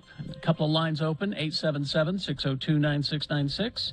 We prefer your phone calls, your voice calls, please, because there's always something, little technical thing that you'll leave out that will help us.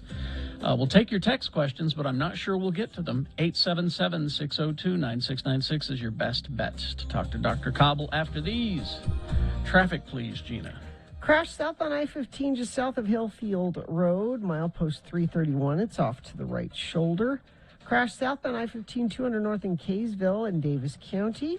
Crash eastbound I-80 ramp to go southbound I-215 west in Salt Lake. That's affecting the right shoulder of traffic there. And what are you seeing? You can text it to us, 33986. Injured in an accident? Everyone deserves an advocate. Call 801-355-5550 or go to utahodvocates.com. All right, so we'll be back with the rest of our Dr. Cobble segment after these messages, also around 2 of your boners. Haster Games at 6831 South State Street. Now, I know you probably have a friend who's into the whole gaming scene, Dungeons & Dragons, Pokemon, Magic the Gathering, the miniatures, things like that. Rather than trying to buy them a gift, like a physical gift, get a gift card from Haster Games. That's really the way to go. That way, they know what they need to continue their adventures with these games. So they have gift cards for the holidays. Also, what's new at Haster this month? Magic the Gathering's new set, Innistrad Crimson Vow, will be releasing on Friday. This set features new and returning characters from the previous Innistrad sets, their gothic horror glory, as well as fun new mechanics being added to the game. See, this is what I mean. You got a friend who's into the gaming. You don't know what I'm talking about, do you? Gift card. Gift card is the way to go. To celebrate this set, Haster will be holding a draft on the night of its release at 5 p.m. Pokemon Fusion Strike has just been released. They have a ton of products available, including booster packs and boxes and blister packs and elite trainer boxes. Stop by the store. They are at 6831 South State Street, or go to their website, hastergames.com. Radio from Hell with Carrie, Bill, and Gina. 96.3 FM, X96. Well, we've taken Pierce Bronson also in that same deal. The former 007? Yep. Did you see that movie he was in, by the way, ever, The Matador? No, I wanted to see that. You've got to see it. It's great. He's great in that. I got to get that one in Kiss Kiss Bang Bang. And how was Honey, he? write that down. He was very okay, nice. Okay. What am I writing down? Anyways, No, you're sweetheart. Oh, that's right. Yeah, that's right. Yeah, he was great too. Very nice guy. Like him a lot. Okay, so. how about a horror I was going to story? say, we're getting some nice guys. Well, I mean, Who's the we've worst? taken Paris Hilton. I knew you were going to say Did Paris you really? Hilton. Yeah. I knew you were going to say this last Sundance, we had Paris for 4 days. That's hot. And how was that? Paris is a very unique girl. He's so nice. He is so nice, isn't he? How is she unique? Well, she's got a style of her own. That's for sure. As I she pull out does the nice everything. guy, nice guy to carry It depends. translation. I mean, are we dictionary. talking drunk or sober? Did you ever see her sober? No, actually. Maybe once in the morning. I can't be certain though. So she was a treat to carry around, was yeah, she. My neighbor's jealous. He loves her, but you gotta meet her. You gotta meet her, I guess. she? Get the full effect. Yeah. Yeah. So You cleaned the limo after that, I hope. You don't want. we've got a full detailer. Excellent. Yes. And any other quick little horror story about anybody? No, not really. I mean, most of the celebs are pretty good. Really nice. They're some of them can be a little high maintenance, but for the most part, they're really generous. They're nice. Keep to themselves. They don't make a lot of trouble. It's what you would expect, really. I mean, they just want a nice, quiet ride, and thank you very much. Now, what about the folks you've been giving rides to in Garland? Have they been high maintenance? Oh, no, not at all. Just around the block. Like Paris Hilton? Mac, he wasn't any trouble? Now the crowd keeps turning over here. Anybody here want to go on a limo ride? You want to go? Anybody? That has not gone yet? Yeah, we had a couple. Was one now? If it's only one guy, you got to collect some people and go with you. Two? All right. Just go around the. These guys haven't gone. Just go around the block. It's a treat. 96.3 FM. X96.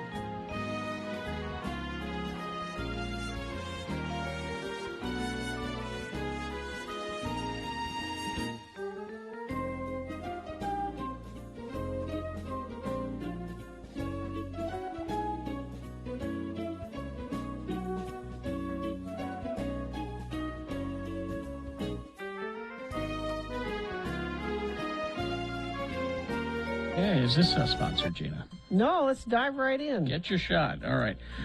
Doug is on the phone. 877-602-9696 is the number to call. We got a line or so open. Doug, go ahead. Hi, thanks. I had a question about the booster. I received the Moderna vaccines, and I was curious if you can kind of mix and match the booster and when I would be qualified to receive the booster. Yeah, boosters are recommended after 6 months. Some states have recommended it to their entire population. If it's the Johnson & Johnson and you want that booster, it's after 2 months. You can mix and match. I don't see a lot of reason for that unless the original shots are not available. I stick with the first vaccine I had just because I knew the side effects from that. But you can mix and match if you want. All right. Okay, great. Thank you. I'm getting one every week, by the way. Thank you, Doug. Let's go to Zane. Hello, Zane. Hey, thank you. Yeah. Thank you. Hey, Dr. Cobb, my vaccination card says that it expired, and I'm just wondering if I need to get that updated or what's going on with that. Because it says it expired in September. Your vaccination card? Yeah. This is the state registered vaccination card? Says it expired? Yep, 9/30/2021. That doesn't make any sense. It doesn't make any sense. I've never heard of that. Yeah, I've never heard of that. You might go down to the county health department and see if they have an answer for that. Where did you get your Where did you get your shot, Zane? Smith. Does it mean you didn't get your second shot in the time allotted? Is that what has expired? Were you supposed to get it by the end of September? My first shot was in May, and my second shot was June. Yeah, go to the health department and ask them. That's an odd one. There's no place for I'm looking at mine right now. And there's no place for it? There is no place for an expiration date. Is that the date of the dose's expiration? Maybe. We're speculating here, Yeah. and this is a very specific question. Exactly. So I would say go to the health department. Take it to the health department. Go to Zane. City Hall. Lodge a complaint. Yeah. Good luck. Good luck, Zane. Thanks, Shake your fist at them, Zane. Yeah, I'm looking at mine right now, too. There's no place for an expiration date. No. I don't know which card he's looking at. Okay. Do we have any other calls besides Zane? Tanner is here. Tanner, go ahead. Hi, Tanner. Hi, I have a question. I have a diabetic daughter who's 8 years old, and she's scheduled to get the vaccine in a couple of weeks. And I was just wondering is there enough data to say that, it's okay? I understand COVID affects, diabetes, type 1 especially, a little more so than others. So I was just wondering if you think that she's okay.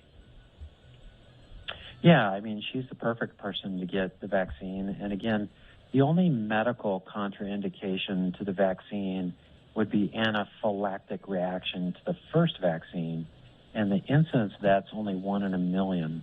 So again, getting your daughter vaccinated, age 8, she qualifies, and having a predisposing condition that makes her higher risk, like diabetes, she's the perfect person to get vaccinated. And it's great that you're thinking about her and that you're going to get it done, and that'll make everyone much safer. Thank you. Okay. All right. Okay. All right. All right. Okay, thank you. Let's see. According to people who seem to know, he's talking about the dose kit expiration date. We're talking about Zane earlier. Yeah. We put the expiration date in a lot of the vaccine on the cards. It's not the card's expiration date. It's the dose's expiration date. And that, if it's on the card, is confusing. Okay, let's go to Asher. Hi, Asher. Good morning. Hi, Asher. Have you got a brimful of question for us? I do. So my family, everybody in my family, brothers, sisters, everybody's been vaccinated except for my sister and her husband, brother-in-law. Mm-hmm. But both of them ended up getting COVID around Halloween. Surprise, surprise. So I'm wondering now, with Thanksgiving coming up next week, how safe is it for us to be around them? How much with do you them, like you know, them? now How having much do you? antibodies, I'm guessing. How much do you like them? Well, they might be listening. No, it's good. No, they're good. They're good people. All right. But, just, different from everybody else in the family. Not as smart. Well, the data shows that the vaccine is remarkably better than herd immunity or natural immunity catching COVID. We would think if you just recently caught COVID that your antibody response is still effective. But last year before the vaccine, I had a patient catch COVID in August and he caught it again in October. So that was very quick. And again, I think that the data supports the social limited spacing with people, the vaccines and the masks. I think that, I don't want to get into family dynamics about whether or not they're being asked to be included to a family event, but the vaccine's much safer than just catching COVID in the past. And I think that if you have to include them or you want to include them, probably 6-foot distancing and wearing masks. Had a patient the other day. They had to release back It's probably to work more like I'm going to exclude myself type things. Well, and again, I think if you're wearing your mask all the time, you're probably going to be pretty safe. And okay, I think that, yeah. All right. All right. Thank you, Asher. Okay, let's go to Gregory. Hello, Gregory. Hi, Dr. Gobble. I just had a question about the efficacy or effectiveness rate of the different vaccines. I got my Pfizer April and May, and I'm wondering if it matters which shot I get at this point. Also, if you could settle an argument we're having online about testing samples going through the mail, if you think that's hard for asking. Well, we've already answered the question about which vaccine you should get. Dr. Cobble says you should get the one that you've had before. But what's the through the mail question? Oh, gosh, we're having an argument with Jason online about whether you can catch COVID from a sample that's... Because you mentioned in the news earlier about the mail through COVID vaccines, and somebody thinks that you can catch COVID if you handle it through the mail. I don't think that's the case. Not if you use stamps.com. Exactly. No, you can't. I'm sorry, Dr. Cobble, you're the expert. Yeah, Can you catch COVID from a mail-in sample? That would be remarkably unusual. And then, again, I think the efficacy of the vaccines, Moderna and Pfizer appear to be the best. Johnson & Johnson's a little less, but getting a booster with any... Are they both at 95%? So Moderna is a tiny little bit better, in the 94-95% range versus Pfizer 92%. But again, they're so close. Following the Pfizer vaccine, the Moderna vaccine. Do the best I can. Okay, All right. Thank you. Thank you, Yeah, Gregory. I think either of them. Thank you. All right. Gregory's. Yeah. Well, Okay. That was a weird session. Yeah, Donna, we're out of time. Terribly sorry. We don't have time to get to you. But It's funny. I was looking through my card to see if there was an expiration date on it, and there's not. But I have a body donor card here that I'm done. There's an expiration date on that. I don't understand that Have you gone at all. over, Bill? You've gone over. I think you've gone haven't you? over. I must have. Jeez. All right. Thank you. Thank you, Dr. Cobble. Thanks, you guys. Have a great week. We'll get a better class of questions next week. I wouldn't count on it, but there you go. Thank you, Doc. Traffic, please. Crash southbound I-15. This is just south of Hillfield Road in Layton. It's off to the right shoulder. Northbound I-15 coming through Murray. It looks like there's a little bit of slowage through there. I don't think it's an accident. Could just be regular commute slowage, but just so you're aware of that. Save at the Honda Certified Dream Deal sales event with 0.99% financing on certified pre-owned Hondas. Click UtahHondaDealers.com. All right. Boners round 2 coming up. Here are the candidates you'll be considering. Number 1, why don't you write that in your book? Boner candidate number 2, the people who support vaccination are equivalent to Nazis. Well. And boner candidate number 3, my pizza should be hot and ready, damn it. Boners round 2, big boy news, all coming up after these. Stand by. Advantage U Medicare. Medicare's open enrollment runs now through December 7th. To enroll, call 801-893-6890 or visit Advantage U, that's Advantage the letter U, AdvantageUMedicare.com. Advantage U is PPO with a Medicare contract. Enrollment in Advantage U depends on contract renewal. Advantage U is available for Medicare beneficiaries in Davis, Salt Lake, Tooele, Utah, and Weber counties. So why would you want this? Well, Advantage U knows that there are certain things that you really desire in your health care, like a $0 monthly plan premium, a $0 copay for primary care physician visit, and nothing more than a $25 specialist copay.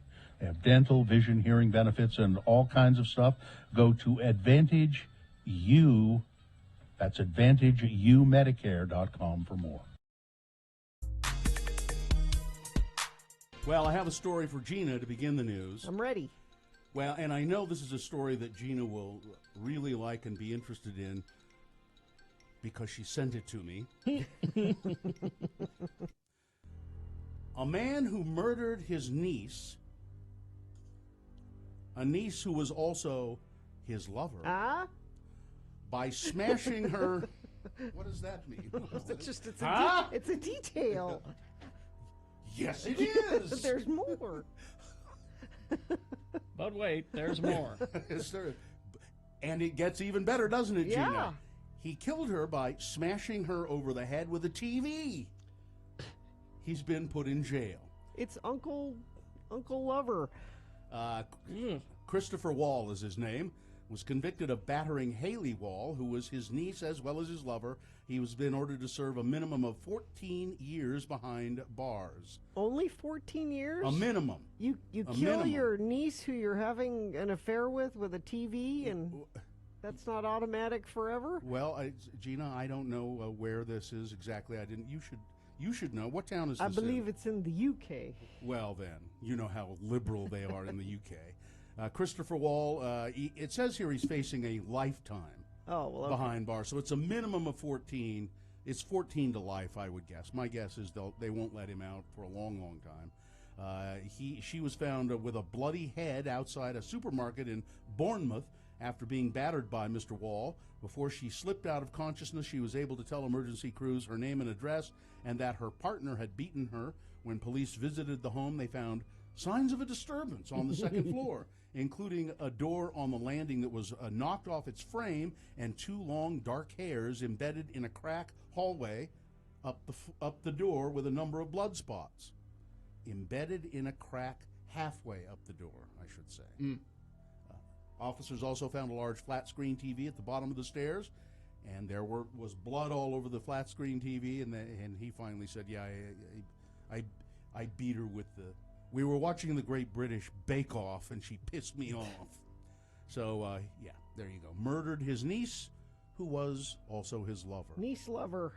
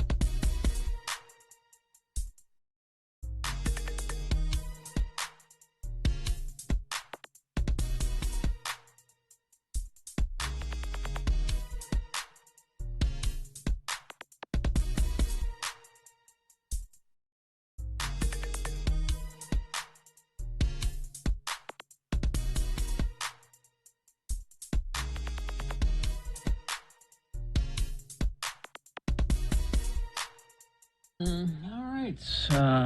It is 8:19 right now. Everybody okay? Sure. Yeah, of course. Sure. Well, of course. It's been a good career. Stop saying things like that. I feel great. I have People no don't regrets. like it when we talk this way. I have no regrets. No regrets? No regrets or No regrets. regrets. Yep. And All no right, regards. Then let's get to round 2 of your boner voting. 3 news stories. These will be examples of bad, stupid, or funny human behavior, and you'll decide with your vote of these 3 candidates which one is the worst in your opinion, which one should go forward to boner fight and possibly become boner of the day, possibly because it'll go up against the winner of round 1's voting. We did that an hour ago. See, this is round 2. We take the winner of round 1 and round 2, put them against each other at 9:20 this morning. That's when boner fight happens. That's when you'll decide boner of the day. Right now, let's focus on round 2 and sending one of these 3 candidates forward to that final. 2 candidates now, a third after the news. Once you've heard all 3, then you will vote, and one of you lucky random boner voters will receive Tickets to see the hilarious Jeff Dunham and the Seriously tour, Sunday, December 5th at the Maverick Center. Tickets for a random boner voter. Boner candidate number 1. Why don't you write that in your book? MSNBC's Nicole Wallace. If you've never seen her, she's really quite good. Yes. She was grilling, and you'd need a big grill, former New Jersey Governor Chris Christie on Tuesday for writing a book about liars and conspiracy theorists. And she and Nicole Wallace says, well, yeah, okay, fine. But you didn't go after one of the biggest players in the field. Yep. The book is about conspiracies and lies, and really you don't take on Fox News at all. Why is that? Why is that, Wallace said. Have you seen the Tucker Carlson program? She said. Christie. And again, he's written this book about conspiracy theorists and liars. That's where they all live, is right there. Chris Christie, who appeared on MSNBC's Deadline White House to promote the book, said, the book is called Republican Rescue, Saving the Party from Truth Deniers, Conspiracy Theorists, and Dangerous Policies of Joe Biden, said that, well, I don't watch Tucker Carlson's program. I'm not really aware of what he does. You are not. You can. That's a total You are lie. not allowed to say that. Total lie. I'm not really aware of what he does. Well, it's a book with truth deniers, conspiracy theorists on the cover, and you've attacked CNN, you've attacked the New York Times, you've attacked us, MSNBC. Why have you not mentioned Fox at all? Nicole Wallace said. Christie argued that he didn't attack them as truth deniers, but he did cast them as biased. Is bias more dangerous to the country than conspiracy theorists? Wallace interrupted. Christie insisted that he had delved into that in the 3rd section of the book and that Wallace was conflating 2 different portions. I don't think it's an intellectually honest case to make about conspiracy theories without taking on Fox News. Yeah. Nicole Wallace said. Well, you could just write that in your book, Christie said. That's the equivalent of I know you are, but what am I? Yeah. That is his comeback. Well, and I'm glad Nicole did that because Christie was all over the media yesterday and just softball after softball. Never mentioned Bridgegate. Never. She I'm said glad she did that. So when he said, "Well, you can just write that in your book," she said, "Well, I'm not trying to rescue the Republican Party. You are." Good for her. Boner candidate number 1. Well, why don't you write that in your book? Here's boner candidate number 2. The people who support vaccinations are equivalent to Nazis. New York Assemblyman Jeffrey Dinowitz expected anti-vaccine mandate protesters outside of his office in the Bronx. The Democrat even warned constituents, please avoid the area if you're concerned about potential exposure to the coronavirus, because there will be a lot of anti-vaxxers here protesting. But Assemblyman Dinowitz did not anticipate that some of the demonstrators would show up sporting anti-Semitic symbols. The display of swastikas and the yellow stars of David outside my office is repugnant and offensive, said Dinowitz, who is Jewish. The protest outside Dinowitz's office was organized by Rob Astorino, a Republican and former Westchester County executive running for governor of New York. The gathering was in response to a bill that Dinowitz, who represents part of the Bronx in the state legislature, sponsored last month that would require children to receive COVID vaccinations to attend school. Dinowitz helped pass vaccine mandate legislation in 2019 when he co-sponsored a bill that banned religious exemptions for school vaccine requirements, allowing a measles outbreak largely, this is that measles outbreak in the the Orthodox Jewish community. Now again, Mr. Dinowitz is Jewish, he's not Orthodox, but he saw what happened, and he said, we have got to get these kids vaccinated, and religious a religious exception is not something that should be allowed. The use of Nazi symbols sparked outrage among Dinowitz's colleagues in the state assembly. It also marked the latest incident in which anti-Semitic comparisons have been used to criticize pandemic policies. Boner candidate number 2, the people who support vaccination are equivalent to Nazis. Coming up in a moment, Boner candidate number 3, my pizza should be hot and ready, damn it. Boner candidate number 3 for round 2 coming up after this. Big Boy News and Opinioendo brought to you by Clark Planetarium is the go-to destination for people of all ages to learn about space and science. Open daily with 3 floors of free exhibits and 2 state-of-the-art theaters that are sure to inspire. Visit Clark Planetarium today. Tragedy. He was one of a kind, an original, a precious celebrity who will be missed. Heath Freeman. Heath Freeman has died. Very young, 41. I don't know him, but he was known for playing killer Howard Epps on the TV show Bones. He has died at the age of 41. His death was confirmed by his manager, Joe Montefiore. We are truly devastated at the loss of our beloved Heath Freeman, a brilliant human being with an intense and soulful spirit. He leaves us with an indelible imprint in our hearts, said his manager. His life was filled with deep loyalty and affection. And why, how did he die? Details not released. And U2, the band. Me Too? Yes. Sorry, I was doing my Laura Ingraham impression. Yes, U2. Measles, wackadoodle. U2 has announced the 30th anniversary edition of Achtung Baby. Yep, they're going to do a 30th anniversary edition of Achtung Baby, special vinyl release, and a mammoth digital box set. This is the one I saw this tour. I saw them on this tour. Yeah. Oh, was that it? And I This, think there were a lot of hits on this record. Let's see. Zoo Station, Even Better Than the Real Thing, 1, Until the End of the World, Who's Gonna Ride Your Wild Horses, Mysterious So Cool, Ways, The Trying Fly, to Throw Your Arms Around the World. Yeah. It's huge. This is a big album. Yes, it is. And it will be even bigger in a box set. You know what I think is interesting to another musician, I was going to mention this yesterday, is Taylor Swift, whose songs I wouldn't know if they came up and barked at me. But she's re-recording all of her first, 6 or 7 Well, she albums. has to. Well, she doesn't have to, but no, she's... she does if she wants to make any money off of them. Blondie did the same thing.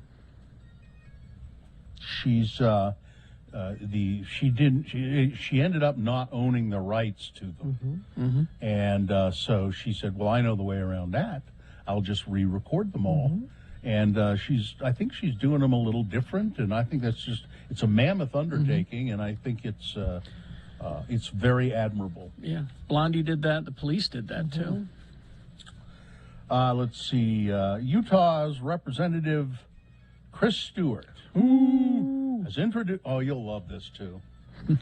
He's introduced a bill in the U.S. House of Representatives that he says would ban federal funding for gain-of-function genetic research in China that some have alleged led to the COVID-19 outbreak. Speaking to the conspiracy theories. They are alleging this with zero evidence. Now, get what they're calling this. The proposed legislation isn't just aimed at money for Chinese laboratories, but was named the Fairness and Accountability Underwriting Chinese Institutions Act. Take the first letter of each of those words. Oh no. What is it? The Fauci Act. Oh, up yours. Boo. He's a 12-year-old boy. After infectious disease director Dr. Anthony Fauci, a frequent pandemic scapegoat of former President Donald Trump and his supporters, according to a press release from Stewart, the Fauci Act would ban U.S. taxpayer dollars from funding dangerous research in the labs of our greatest foreign adversary, which does not happen. It's the same thing as critical race theory. Yeah. It's critical race theory. It's what is it called? Gain of function research. These things do not happen. Well, so they do gain of function. They do this research. It has nothing to do with COVID. And this will go nowhere, but he can show to his constituents, see, I hate Dr. Fauci too. That is the whole reason this exists. No, I'm not I hate Dr. Fauci too. I really hate Dr. Fauci. That research does need to happen for reasons that Chris Stewart doesn't understand. Yeah. And that's not where COVID came from, and there's no... A texter is suggesting that anytime Stewart tweets anything, everyone should just reply with the laughing green shirt guy gif. Yeah. You know? Because he's a joke. And then vote him out if we can. No, that's not possible. No. Salt Lake County's been cracked, so. It's not possible. Let's see. The longest lunar eclipse in 580 years will be over Utah tomorrow. It's a partial lunar eclipse, but it will last 3.5 hours. That's the longest in 580 years. It'll be seen over Utah Thursday night. The Beaver Moon lunar eclipse will begin its sky show over the state just after 11 p.m. It will be easily visible with the naked eye, assuming that it's not cloudy. So.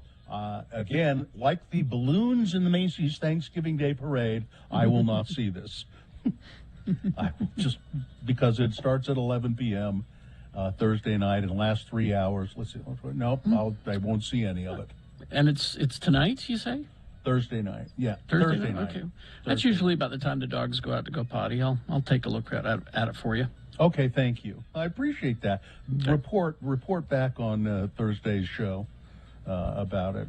And that's pretty much it. And, Gina, I know Mohammed and Wackadoodle's Christmas tree farm. Yes. You better water your Christmas trees they're saying once they're cut, make sure that they're watered because if not, you're going to burn your house down. Yeah. So it's every year this story.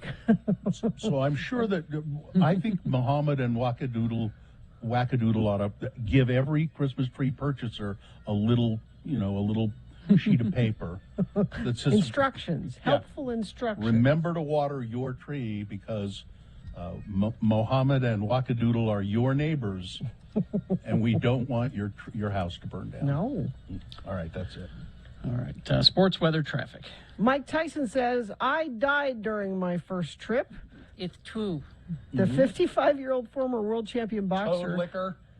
at a Miami conference dedicated to psychedelics, microdosing, and medicine said, "In my trips, I've seen that death is beautiful. Life and death both have to be beautiful, but death has a bad rep. The toad has taught me that I'm not going to be here forever. There's an expiration date. The toad is a Mexican amphibian, otherwise known as the Sonoran desert toad. And apparently, Mike Tyson's a toad licker, is what. The toad speaks to me truly now. Look at them toad suckers. Ain't they snappy? Sucking them toads sure makes them happy. Tyson discovered toad licking 4 years ago. At the time, he was 100 pounds overweight, drinking and drugging. He was sluggish and unhappy. One of his friends suggested he try toad venom, and he loved it. And I'll bet it really did help him. Quote, "I did it as a dare. I was doing heavy drugs like cocaine, so why not? It's another dimension. Before I did the toad, I was a wreck. The toughest opponent I ever faced was myself." The toad strips the toad. It's speaking to me. It says, "Good for Mike. I was dead." Yeah. Good for Mike. All right. And the Jazz won last night. Yeah. Blaine says Mike's taken a few to the head, I think, maybe. But yeah. We'll see. All right. Weather, traffic? Yeah, chilly today. Only going to get up to 43 for a high. It'll be sunny, so it'll look like it's warmer, and then you'll walk outside and go, no, it's not warm at all. Overnight low of 28 tonight. A little bit warmer tomorrow, it looks like. Traffic we have.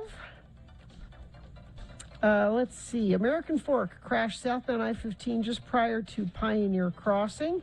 There's also some debris southbound I-15 at the I-15-215 junction in Davis County. That's milepost 313, and the HOV lane is closed through there. Crash southbound Wall Avenue, 21st Street in Ogden. The right lane affected there. Crash eastbound SR-201 at 28th West in West Valley. And let me check our message stream, see if friends of the program have sent in anything. Nope, but if you see something, you can certainly share it with us. 33986 is where you do that. Are you searching for Pokemon? Locally owned Hasta Games has the best selection of Pokemon, Dungeons & Dragons, Magic, and more. Shop online at HasterGames.com or visit the store. Visit the store. 6831 South State. Curbside service is available.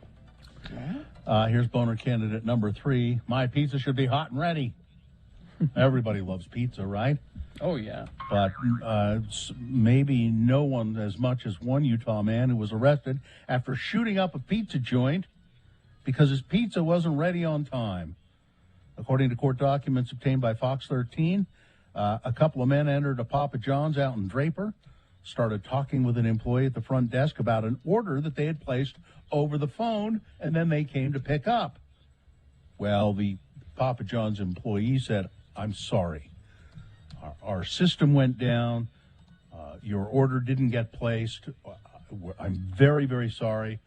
I will immediately put a pizza in the oven for you. You'll have to wait just a little bit, but we'll get you a pizza right now." Well, that wasn't good enough.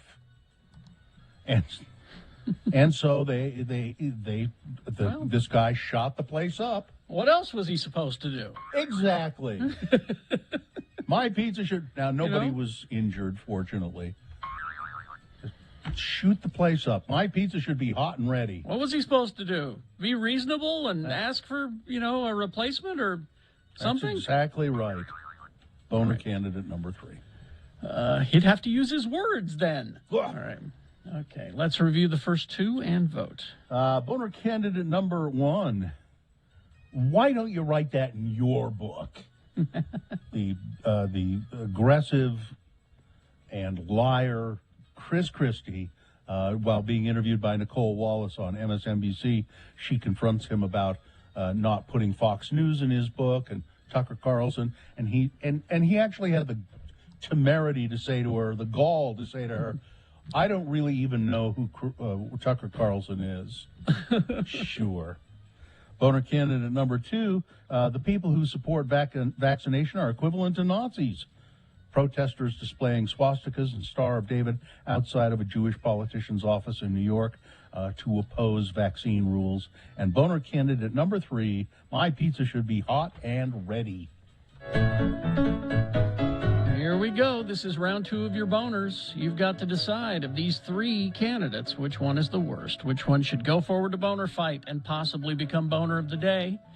Winning here secures it a spot in Boner Dome and ensures that it will go up against the winner of round 1's voting. We already did that. So boner fight happens at 9:20 between the winners of round 1 and round 2. So to get there, we got to send one of these characters from round 2 forward. One of these champions, okay? 1, 2, or 3. Remember your candidate number, the one that you think should win. Put that single digit in the message of a text and then text it to 33986. Oh, I see you already are. There you go. Or you can call the producer's booth at 877-602-9696. Use your voice. Or go online, x96.com, looking for the box that says Boner Voting November 17, 2021. Vote there. You have until the end of these messages to do it. Let's go. This is round 2. Then I went upstairs to work and get up there about 3:30, and I just kept thinking all morning. I have no thoughts. There is nothing going through my mind. My noggin is empty. You're not angry about anything? No, but I'm sure you'll change that at some point here pretty quickly. Well, you should be grateful for that. I am. You people don't know how grateful I am that if all else fails, Gina can get me going. Just happy to help. Yeah, and not in a. I thought you'd be all upset about Prince Philip. I thought that would get you going today. Who gives a rat's ass about Prince Philip? Not me. I don't know, man. There was a press release. It's about. Listen, I think if he needs to step back, that's fine.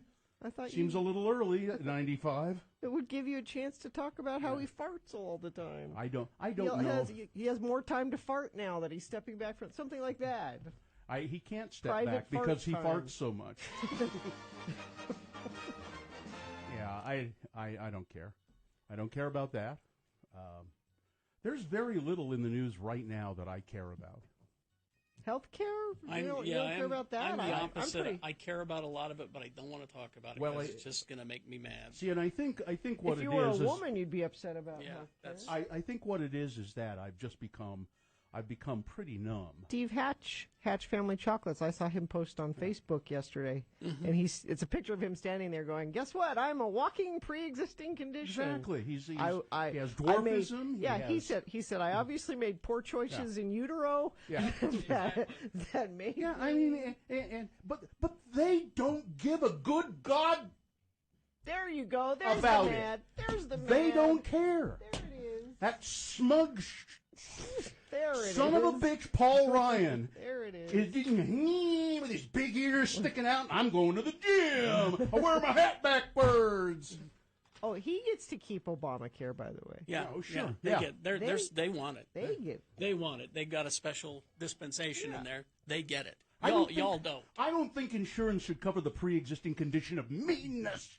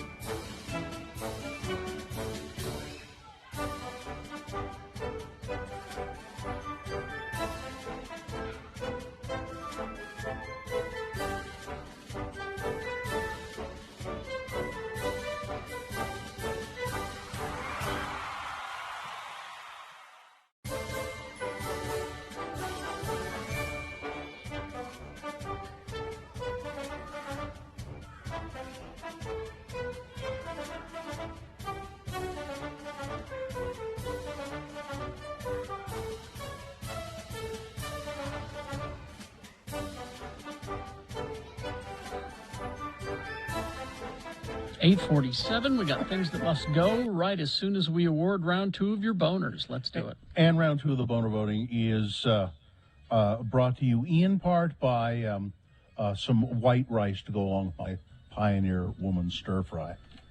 And Gracie's open daily for lunch and dinner with brunch weekends till 3 p.m. Enjoy their heated patio, live music 4 nights a week, or watch your favorite sports. Gracie's located at the corner of Broadway and West Temple, 21 and older only. Boner candidate number 1. Why don't you write that in your book? Aggressive blowhard Chris Christie. I know you are, but what am I? I'm rubber, you're glue. Boner candidate number 2. The people who support vaccinations are equivalent to Nazis.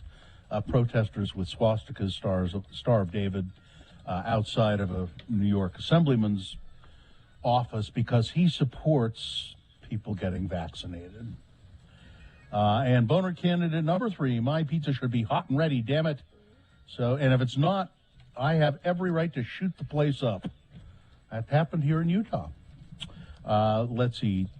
Devin won the Jeff Dunham tickets. And the winner... Jeff Dunham won the Jeff Dunham... Is that what you just said? I just said, no, I said Devin won the I Jeff thought it said... You sounded like Dunham. you said No, I believe I said Devin. Because that's what it says right here. Okay.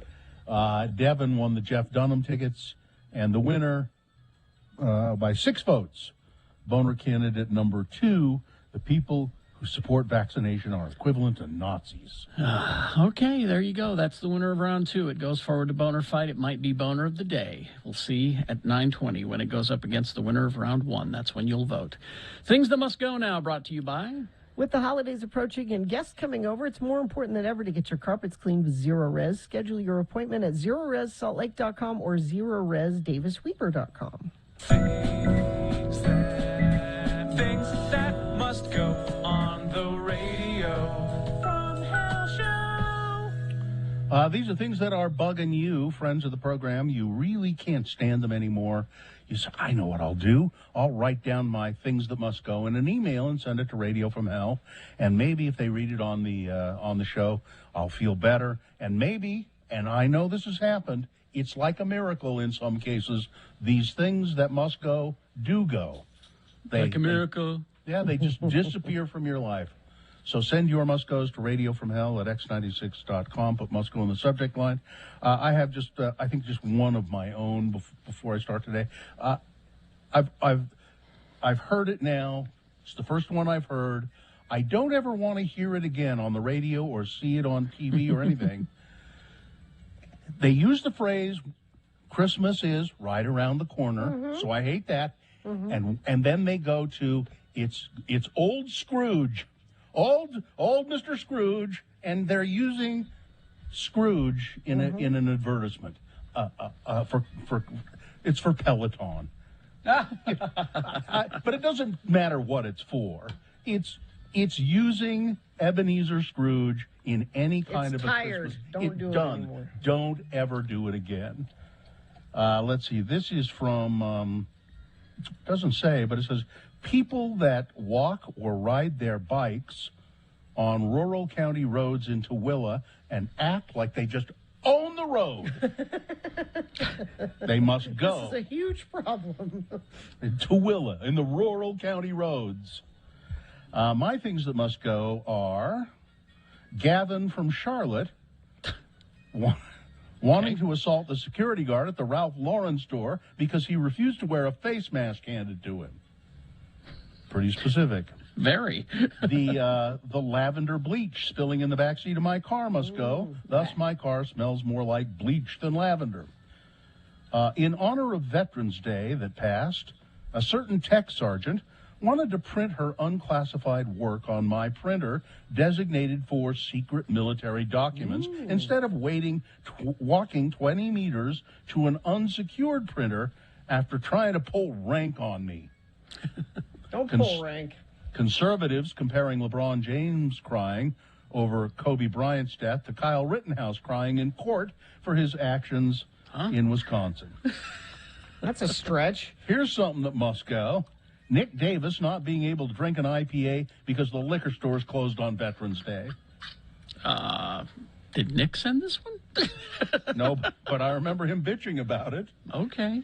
The one Instagram girl from Florida dancing sexily at her military veteran dad's funeral while wearing half a jacket and showing off her cleavage in one shoulder. Oh, that was a boner candidate. Oh, okay. Gina being charged $900 for returning the car rental at a different airport. Thank you for letting me listen. Tony. All right. Carrie? This one from Haley.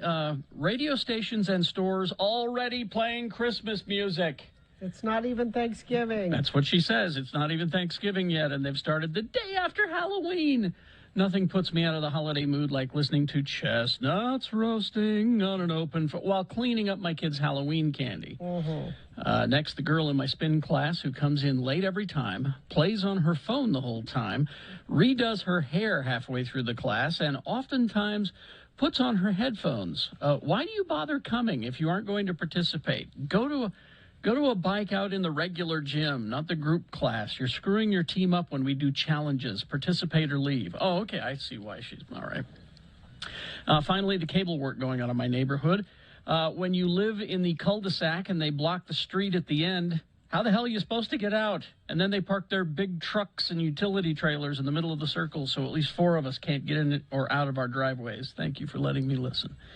And finally, this one does not say who it's from, so I won't say who it's from. Things that must go. The email chime during the show. It's subtle, but during drops, it's audible and befuddles me. Well, if you'd get people to stop emailing me, all right, that it would stop. Writing an online review that begins with, if I could give them 0 stars, I would. Cool. Well, you can. That obviously isn't an option. You don't need to specify that. Extensive questionnaires for applicants for entry-level jobs. I understand how they're intended to filter out and get the cream of the crop. However, questions like, are you a team player? I simply lose interest in completing your 20-minute questionnaire. That's good from someone who did not sign their name. Gina. One for me that I brought up yesterday. Restaurants that have menus that show the calorie count of the items on the menu. Now, I get in your regular life that this is helpful, but when you're on vacation, you don't want to don't worry about that. Can't I just order what I want without feeling guilty about what it is? I would like that to go away, please. Let's see. This from Abby, dedicated listener since 1995. Oh, yeah. This is a Veterans Day thing that must go. We are a military family. I have an active duty spouse. My thing that must go is the parade of love on social media for active duty spouses on Veterans Day. Ladies, I know you love your spouse, and you should tell them, but they're not a veteran if they're active duty. So find some other day to shower them with love. All right. This from, please feel free to use my name. It's Lee. My thing that must go is people telling me, a medical worker who takes care of COVID patients and has been since it started, that this isn't real. Without fail, every time someone sees me in public in scrubs wearing a mask, they find the need to come up to me and tell me it isn't real, hospitals aren't actually full, and that I'm living in fear. To them, I want to say, if this isn't real, please come do my job. You risk your health daily and your families, and you work insane hours with death all around you. You take care of dying people who are scared and tell them that it isn't real, or explain to family members that they can't see their loved one before they die. You'd be gowned up in a PPE person, holding hands, watching machines shut down after the decision is made to take them off a ventilator. I assure you, it's very real, and it's happening daily. And it's not just old people like everyone seems to think. It's everyone and every age group. Don't hound people in public for not wearing masks. I don't. They have a right to harass me to wear one for taking care of non-existent patients? I don't think so. It's a scary time to be working in the medical field, seeing everything firsthand and viewed as not true and that we're all lying because we have so much to gain from all that. That's the part I don't get about it. What would be the point? Thanks, Lee. We appreciate you. Things that must go on the radio. Traffic, Gina, please. Crash northbound I-15, 72nd South off-ramp in Midvale. It's off to the right shoulder. There's debris in the road southbound I-15 milepost 313. This is the I-15-215 junction in Davis County. The HOV lane is closed there. And a crash southbound Wall Avenue, 21st Street in Ogden, right lane affected there.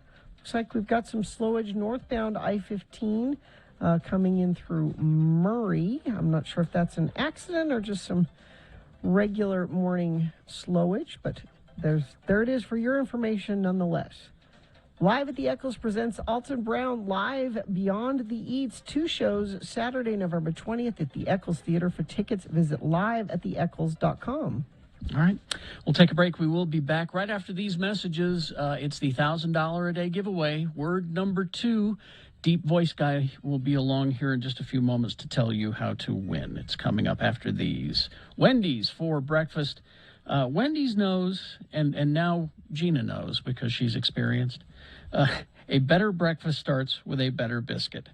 And that's why every morning you can get a hot and buttery Wendy's breakfast biscuit with bacon or sausage, your choice, egg and cheese for just $1. All right, these things are delicious, made with oven-baked bacon. For me, in a sandwich form, that's the way to go with bacon because you get the texture, you get the flavor, it has give. Wonderful. Savory breakfast sausage. I don't know what Wendy's does to flavor up their sausage the way they do, but it is superior, I think. You got the fresh cracked egg on there. Cheese served on a hot, flaky biscuit, buttery biscuit, and it's just $1. What a great deal that is. You need to hit the drive-thru at Wendy's for breakfast. It's a melt-in-your-mouth, buttery goodness waiting for you. Get it on the way to work or court or wherever it is that you're heading. Wendy's drive-thru for breakfast, it's only $1.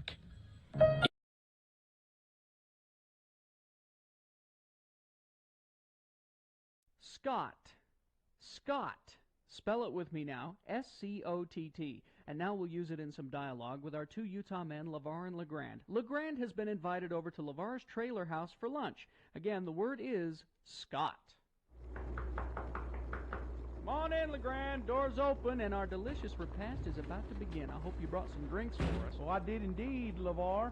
I bought the whole 6-pack of caffeine-free Diet Sam's Choice Cola from the Walmart. Didn't have no way of chilling it, though. Hope you have Smice. Well, fridge has been busted for a few months now. I've learned to appreciate my cola beverages at room temperature. Well, that's just fine with me, too. I'm always sneaking a cola from down in the food storage room so as Midge won't know I got a bit of an addiction.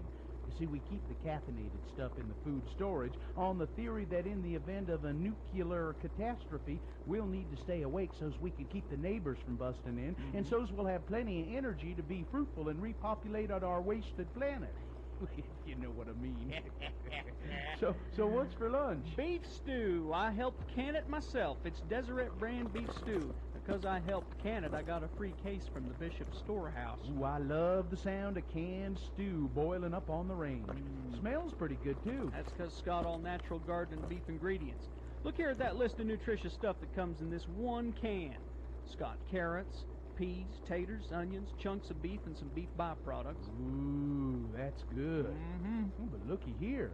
This Deseret brand beef stew's got 23 grams of fat per serving. This stew's got more fat in it than 9 strips of bacon, LeVar. Bacon, that sounds good. Let's fry up some strips of bacon to go with our stew. You know, bacon's got an essential ingredient in it that you can only get from a few foods, you know. Foods like bologna and hot dogs and some canned hams. Bacon's got something in it that your body needs? What? Nitrite. It's got nitrite in it. The body needs nitrite to preserve the internal organs. Well, fry some up then. Okay. Hey, you got a raw hot dog or some bologna I can nibble on to tide me over till the stew's on? My big ones is eating my little ones. I'm so hungry. Anyway, let's pop open a couple of them diet sodas for a toast, LeGrand. To life. To life. If we keep eating like this, we're going to live forever.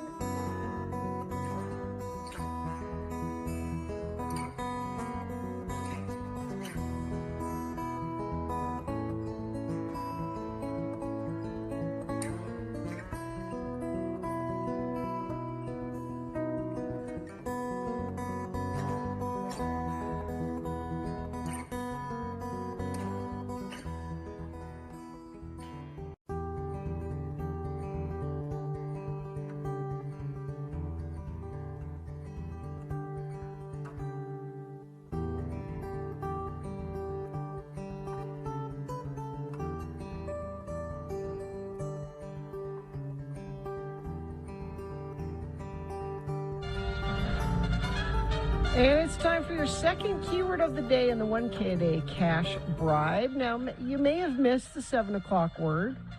I don't know why you would. We tell you all the time when they are. 7, 9, 11, 1, 3, and 5. You don't have to collect them all, but it increases your chances of winning the more times you enter with the keyword. The keyword for this hour is pilots. Oh. Pilots. Pilots. Pilots. Text that to 33986 for your chance at $1,000. Thank you. Well, yeah.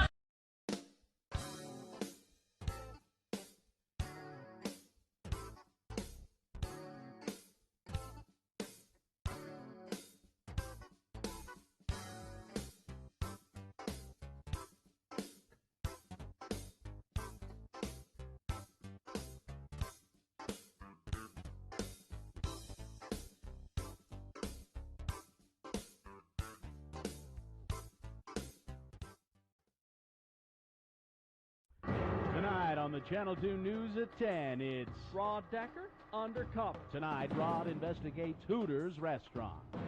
Here in Midvale, the state's first Hooters restaurant is about to open. The management of this establishment has placed ads in local papers looking for employees. Hooters is known for hiring only buxom women. Tonight, I've put on this pair of ample falsies, my favorite blonde wig, and these tight-fitting Gloria Vanderbilt black denim jeans. Let's see what happens when I take our hidden cameras inside and apply for a job. Next. Let me see. It says here your name is Rhonda Decker, and you've had the previous experience waiting tables. That's correct. I know at least 6 different ways to sing happy birthday to a customer. Well, Rhonda, thanks for coming by. We'll call you if we have anything for you. That's it? That's my interview? Well, you just aren't Hooters material, Rhonda. So what you're telling me is that you've made a decision based entirely upon my appearance. What is it about me that you don't think makes the grade? Are my breasts too small? No, they look like C cups to me. You meet our minimum requirement there. But there's more to being a Hooters server than having big breasts. Look at these tight shorts. I can't believe that you could greet people in this outfit and feel confident. I happen to have a nice ass. Yes, I could do that outfit justice. You have failed to see me as a person and are judging me on my looks instead of my skills. Hey, wait a minute. You're that Channel 2 news guy. You must be mistaken. I'm a young, unemployed waitress with an ample bosom. You're Rod Decker. The news must not pay very well if you're trying this hard to be a Hooters girl. There you have it. Hooters isn't your average eatery, and their employees aren't exactly run-of-the-mill either. I tried to gain employment, but apparently I just didn't stack up. The scenery here will rival the majestic mountains of the Wasatch Front. Join us again as I go undercover in search of more titillating stories. This is Rod Decker, KUTV News.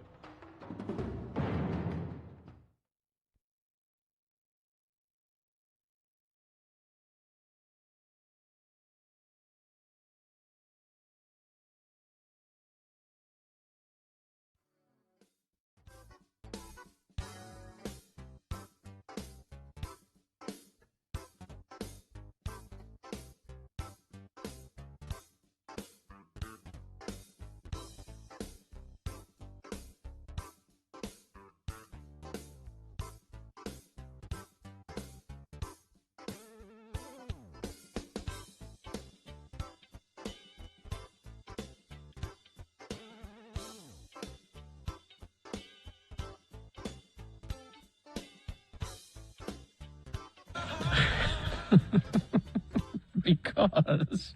What? Just that song. Because on this day.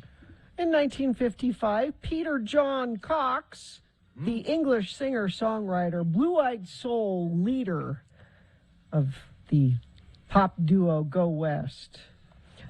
That song featured prominently in one of the finest films of our generation. What's that? It's Pretty Woman. That was in Pretty Woman? Yeah. Oh, Carrie. I didn't see it, Gina. You know She was a whore. Julia Roberts played a whore. Why do you have to say it like that? Excuse me. She played a whore. She was a sex worker that a whore. And they didn't have a pimp. Mm-hmm. She was her own woman. She and her friend, they had rules. The rules were, we say who, we say when, we say how much. They don't have anybody telling them what to do. Ladies and gentlemen, this is a wackadoodle view of what life is like. Yeah, I never saw it. How is that possible? You were dating someone at the time it was out. How did that person not make you see it? I was much more influential then. Oh. No, I was dating someone at the time as well. Someone with taste. Gina, let's just put it this way. When you went to the drive-in, it didn't matter what was playing. Okay. So you may have seen it and not realized you. I may have been exposed, yes. But I was dating someone. If I had said to them, shall we go see Pretty Woman? She would have said, that's it. We're breaking up. That's the end of this. Yeah. Horrible movie. How do you know if you haven't seen it? Well, but I told you I gained new respect for the movie after seeing that little documentary thing on the movies that made us. It made me gain more respect. Not enough respect to seek it out and watch it, but I learned Gina, stuff. The same way I know that Human Centipede is not a movie I should watch either. Until I saw a documentary about it that was really made a compelling argument. There was a guy in his car on Facebook, and he was going on about. Yeah, no, there are things I don't. Gina, there are things that you don't have to see or experience to know that they're awful. I don't think you do. Really? Really? I don't think you can put Human Centipede and Pretty Woman in the same box. I just did. And then there are things that you think will be okay that once you get there, you realize that they're not. Like the bullfights we went to. Oh. We thought we were going to be okay. My biggest regrets ever is going to that. Yep. And then we went to the bullfights. See, and I felt the same way about Pretty Woman. It would have been one of the biggest regrets of my life had I gone. I didn't go to the bullfight. You did? No. Oh, I thought you were with us. No, I was not. I was on the same trip with you. What were you doing that you didn't go with us? Not going to the bullfight. Because See, I just said thought it I would don't be- want to go to the bullfight. I just thought it would be, the capes and the hey and ho, and then, oh no, there's bloody blood mess. and the bull dies at the end. It's horrible. Haven't you ever seen a movie about bullfighting? No. There are just some things I don't need to expose myself to, like bullfight movies. There's a that I famous don't one need called to know. Blood and Sand. That I don't need to know. I just thought it was like a dance. Like we just come out and... No. It is a little bit for a while. But what they don't... I mean, they put these sticks in the bull's neck area, and so it's bleeding already when they send it out. So it weakens it. So it's not even a fair and he fight. can't lift his and he can't lift his Yeah. head up now because he's got these spears in his neck. Right. And then in the end, they kill. It's horrible. Oh, it's a Don't fair go to a fight. bullfight. That's a fair fight. Sue upstairs texting me that bullfight is in my top 10 of traumatic events in my life. Yes, I would agree. It was bad. All right. I don't think I want to go to that. And We'll take a break. We will be back. We got boner fight coming up, not bullfights. A lot less blood there. Boner fight, big boy news, all coming up after these. Stand by.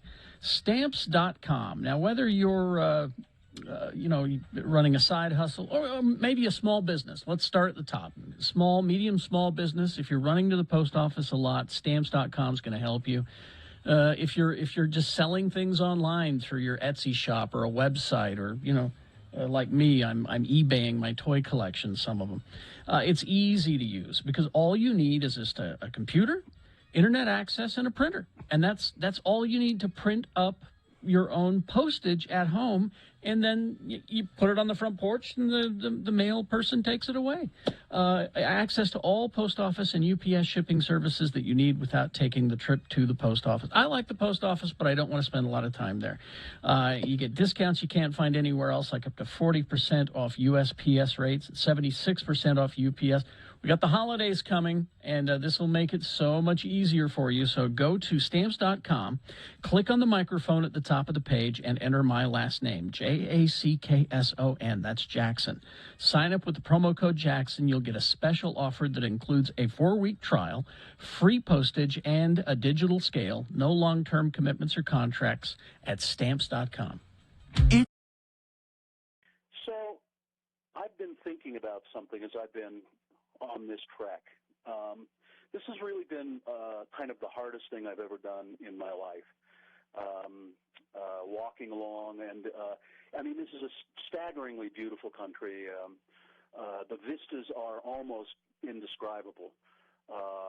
You see, we had a very good view of Mount Everest, Sagarmatha, today, and it looks tiny down at the end of the Khumbu Valley, it looks very small because we're walking past mountains that we're very close to mountains that are huge, like Ama Dablam, which Dean has summited. How high is Ama Dablam? A little over 23,000 feet. That's, of course, Dean Cardinal.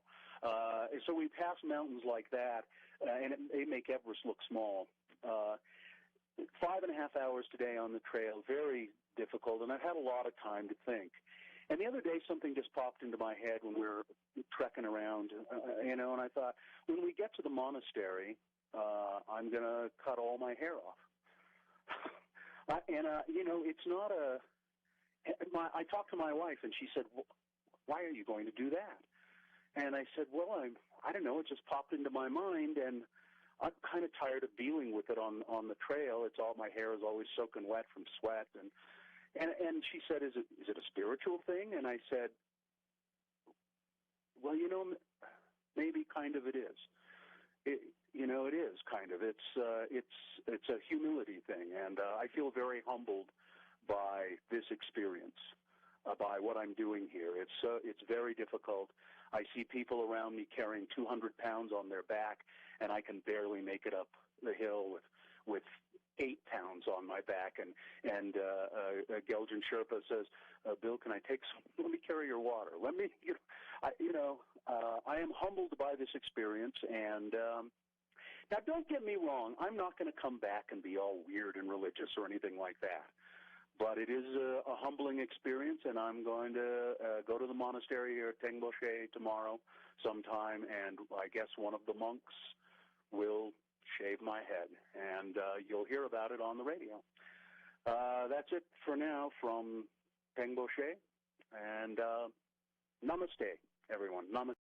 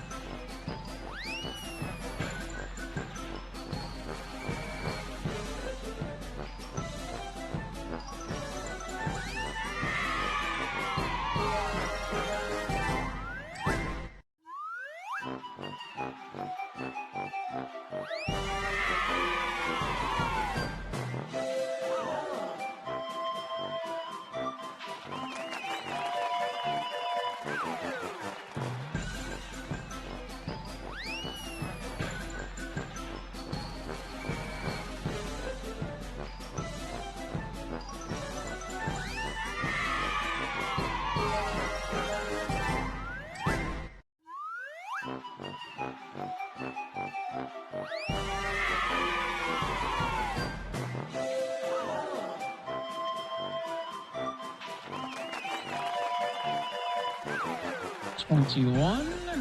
It is time now for, well, we got Boner Fight coming up here in about 6 minutes. So before that, a reasonable amount of news brought to you by... Choosing a Medicare plan is challenging. With Advantage U, you get affordable coverage and benefits designed by local healthcare professionals with a network of doctors and hospitals you know and trust. Choose Advantage U. Enroll today at AdvantageUMedicare.com. Guitars belonging to Eric Clapton and Elvis Presley are going to go on sale. I guess they're not using them, so. For your Christmas gift giving. Yeah. More than 900 items from some of the world's biggest music stars are hitting the auction block in New York this week. The top lot is an acoustic guitar that Eric Clapton owned and played on stage during a 1970 concert in London. Get it disinfected. 300, yeah, he's not vaccinated. It's expected to get $300,000 to $500,000 for it.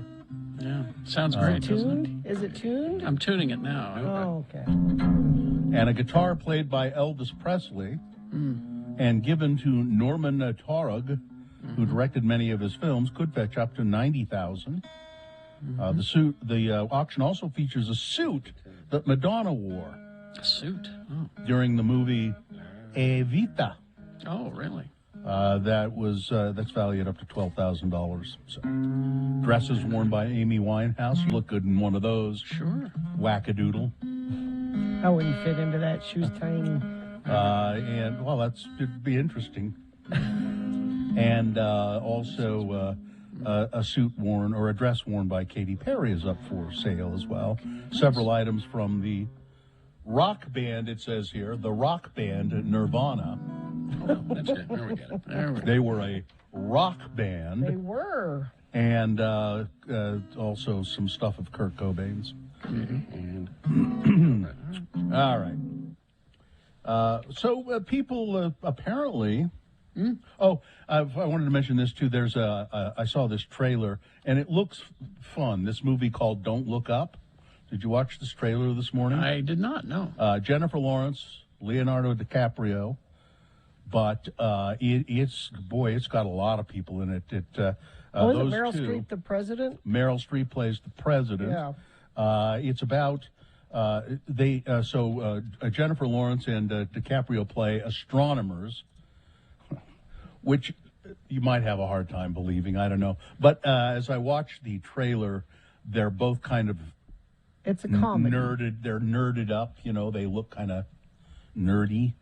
They play astronomers who have to go on a tour to warn mankind of an approaching comet that's going to destroy planet Earth.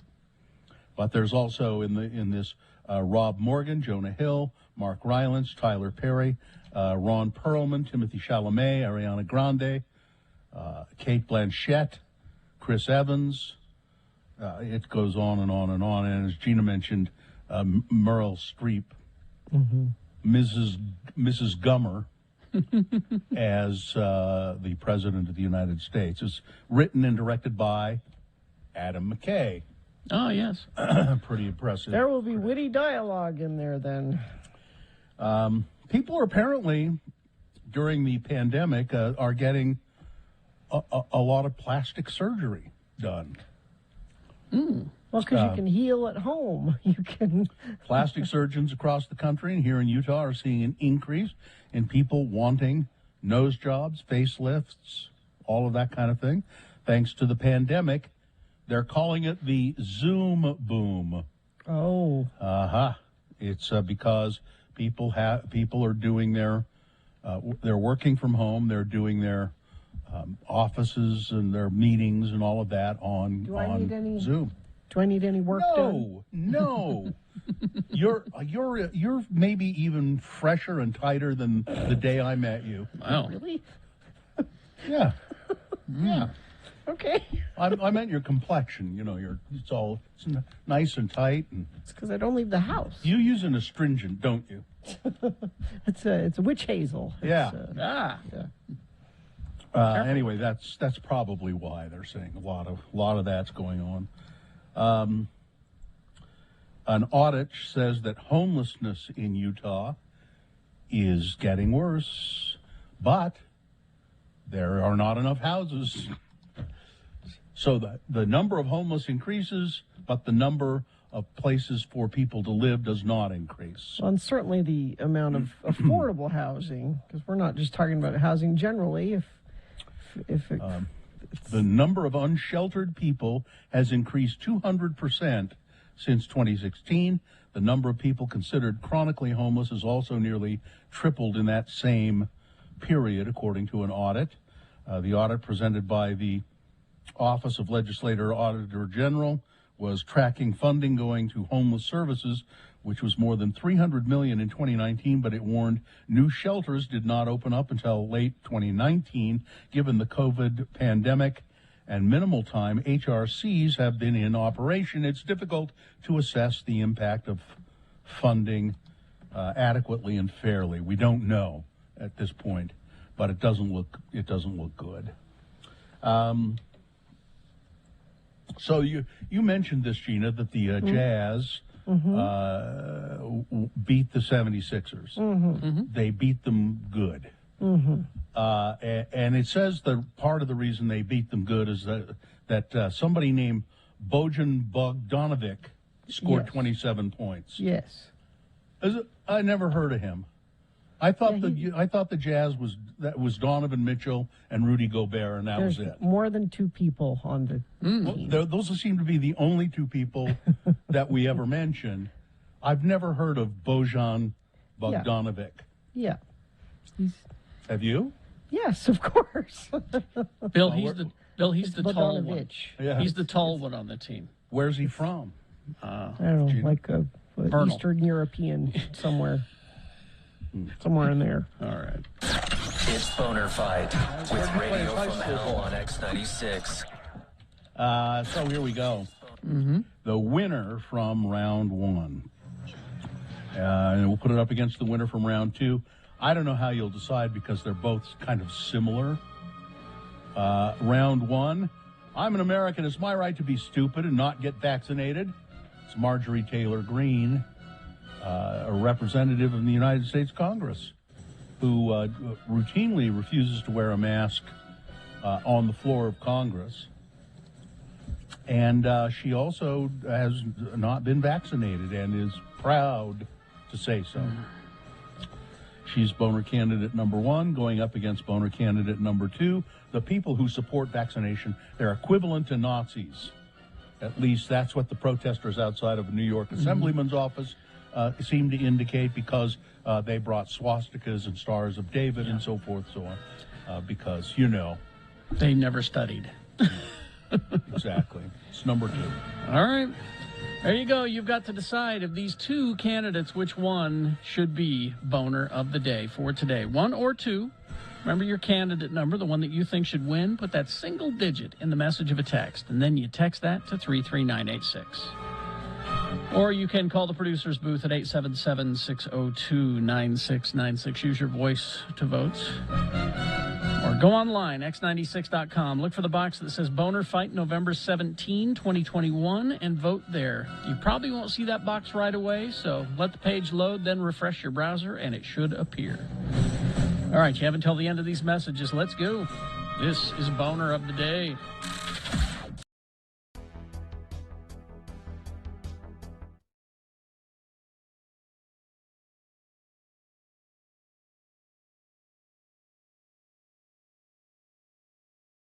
So I've been thinking about something as I've been on this trek. This has really been kind of the hardest thing I've ever done in my life. Walking along, and this is a staggeringly beautiful country. The vistas are almost indescribable. You see, we had a very good view of Mount Everest, Sagarmatha, today, and it looks tiny down at the end of the Khumbu Valley. It looks very small because we're walking past mountains that we're very close to mountains that are huge, like Ama Dablam, which Dean has summited. How high is Amada Blom? A little over 23,000 feet. That's, of course, Dean Cardinal. So we pass mountains like that, and they make Everest look small. 5.5 hours today on the trail, very difficult, and I've had a lot of time to think. And the other day, something just popped into my head when we were trekking around, and I thought, when we get to the monastery, I'm going to cut all my hair off. It's not I talked to my wife, and she said, why are you going to do that? And I said, well, I don't know, it just popped into my mind, and I'm kind of tired of dealing with it on the trail. My hair is always soaking wet from sweat, and she said, is it a spiritual thing? And I said, well, maybe kind of it is. It is kind of. It's a humility thing, and I feel very humbled by this experience, by what I'm doing here. It's very difficult. I see people around me carrying 200 pounds on their back, and I can barely make it up the hill with 8 pounds on my back. And Geljan Sherpa says, Bill, can I take some? Let me carry your water.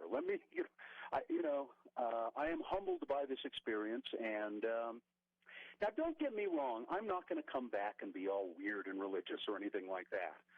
But it is a humbling experience, and I'm going to go to the monastery here at Tengboche tomorrow sometime, and I guess one of the monks will shave my head, and you'll hear about it on the radio. That's it for now from Tengboche, and namaste, everyone. Namaste.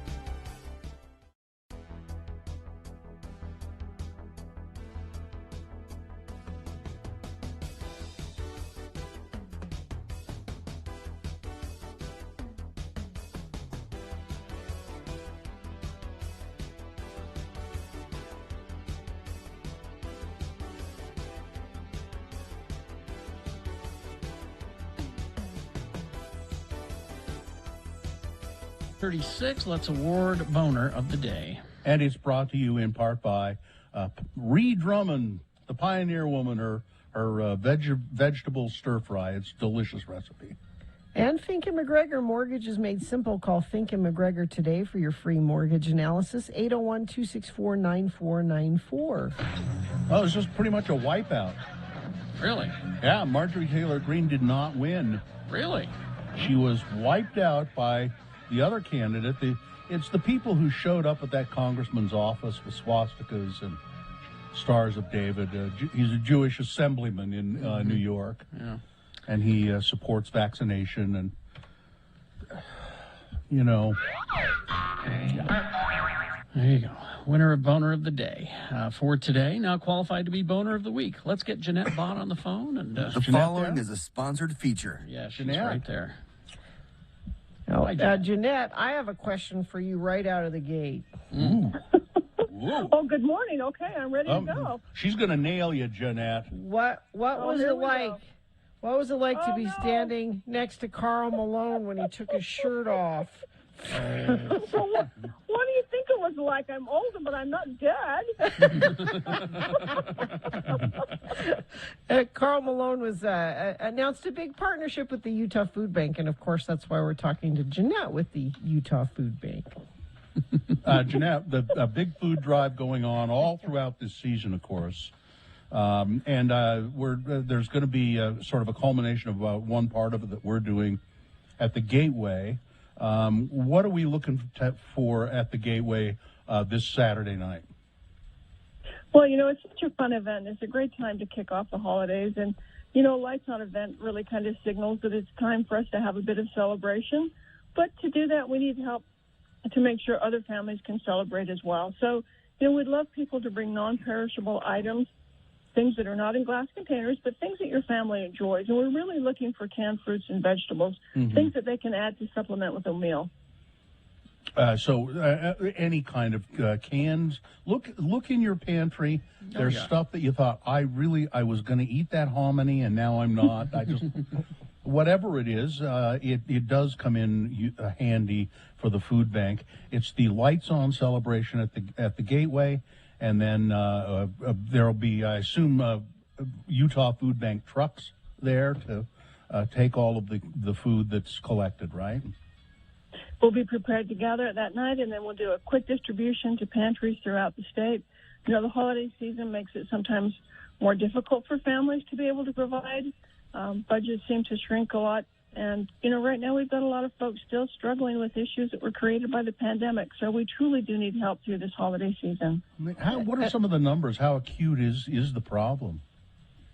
Right now we've got over 400,000 people that are still struggling in our state. And, we forget sometimes to think beyond the Wasatch Front as far as food insecurity and hunger issues. But we're in all 29 counties. We have 216 pantries. We're working tirelessly to help these families get back on their feet. And, the challenge with someone who's hungry, you can't feed them once and have the problem go away. There has to be a little bit more support and give these families some time to recoup. And so to do that and do it successfully, we need collaboration and partnerships just like we have with you guys. And you can, make an evening of it. Take the family down to the Gateway because it's their Lights On celebration. So they're going to turn on the holiday lights. There's going to be music and art installations and all kinds of stuff. And you just bring your donations for the food bank when you come to check out all that other stuff going on at the Gateway. It's easy to do. You don't even have to go to the store that mentioned earlier. Your pantry at home is a great resource. And it's a great way to teach the kids a bit of a lesson. Let them choose some things they'd like to share. Yeah, that's really an excellent idea. And also, I know money is always an important part of the food bank's fundraising. So you could It just is, and we ask bring for dough. those three things: food, time, and money. All of the above. You still take volunteer to people to work at the food bank, I guess. When you say food, time, and money. We are. We're bringing people back into the warehouse, and we're encouraging groups to come, whether they're business groups or church groups or neighborhood groups. We have a lot of work to do. We're being very careful with social distancing and masking and all the things we need to do to make it a safe environment. But we need the help, so we're encouraging people to reach out to us. I've done some volunteer work at the food bank in the past and just worked there sorting canned goods. It was really fun in a lot of ways. It was I've done it too. just the amazing variety of canned goods that you didn't know existed sometimes. That you forget that maybe you want. Yeah. As a child that was not a favorite you had, but you haven't seen it for many years. So you're right; it is fun to do. It's not difficult work. We've also got some projects going where we're building some special items for the holidays. So all types of groups, 12 and older.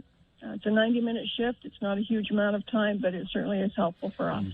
Now, I guess the food staples are important, rice and all of those kinds of things, the important staple foods. But I had someone text me earlier and said, how about these cake mixes and the canned frosting? Because everybody has a birthday, and wouldn't that be nice if you could, have a birthday cake for your birthday?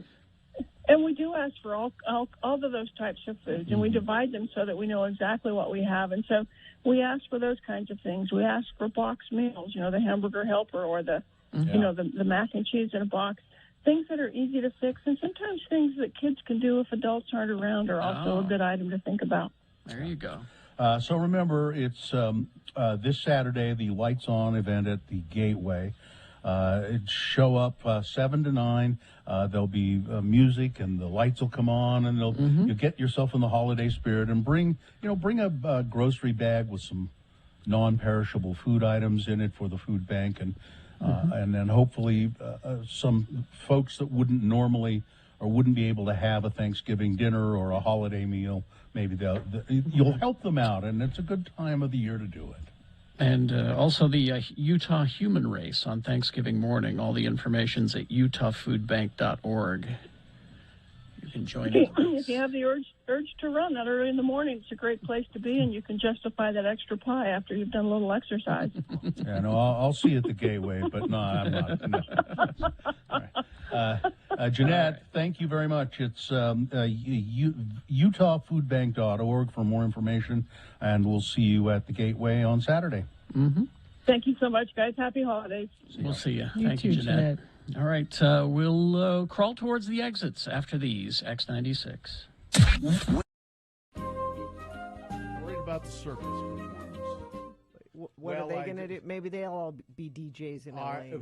I heard the Feld Entertainment family say, we're closing down the circus, 146 years, and we have 400 employees, and we are going to do our best to find jobs for them. And then they went on to say, there is some difficulty finding jobs for people who have been living on a train most of their lives, like their families, like a train. Yeah. A train that travels around the country. Yeah. They live on a train. They're circus performers. This is the life they know. There's going to be some difficulty of job placement for them. So I don't know. I think maybe we should start some sort of program. If you can take in a circus performer, won't you put refugee circus performer? I don't want new circus people living next door to me. Now think about it. How handy it might be to have a circus performer of some sort living with you. They could climb on your roof pretty easily. I bet. If you clean out your gutters, I bet they could do that. I bet they'd be very handy around the house. Circus performers would be they know how to do all kinds of things. They would know how to go next door and scam your neighbors out of stuff. I don't trust them. They would know how to. I mean, if there are any, for instance, if you have neighborhood chickens, I'll bet they can steal chickens. Circus performers can do all kinds. Performers can steal chickens? I think they know how to steal chickens. I think they know the best houses to get free meals. I think they know all kinds of stuff. Well, I'm glad you've been worried about this. I'm worried about them, and I want to find a solution. Where are they going to? But I did think about that. I mean, these people really have been. The Feld was one of the women, one of the daughters of the Feld family said, "We're going to try and job place, but some of these people have been living on the circus train most of their lives. Maybe they can be engineers, porters, waiters. I don't know." Conductors, brakemen. It's just weird. Not near me. Don't trust them. Nope.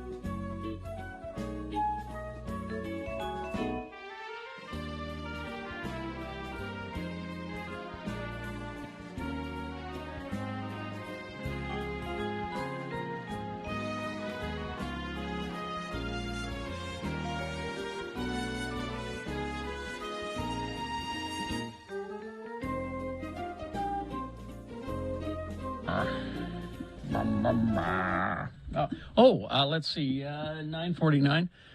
We have a few moments here. I have a list.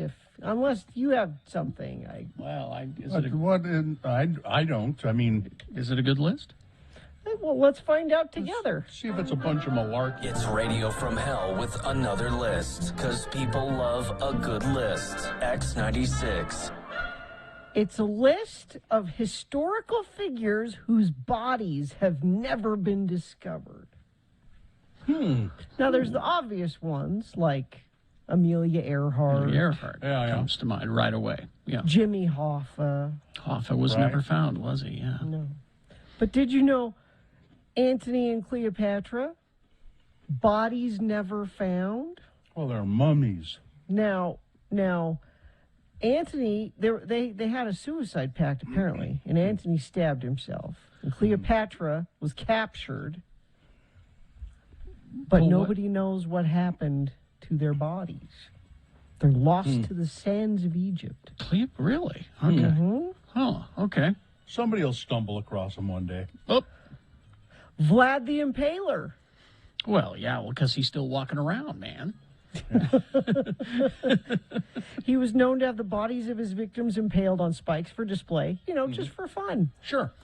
He was finally killed by the Ottomans. It's said that his head was put on a spike as proof that he was dead, but the final resting place of his body remains unknown. Genghis Khan, do you know how Genghis Khan died? No. He fell off a horse. Oh, I was going to say syphilis, but on his deathbed, that was the horse's name.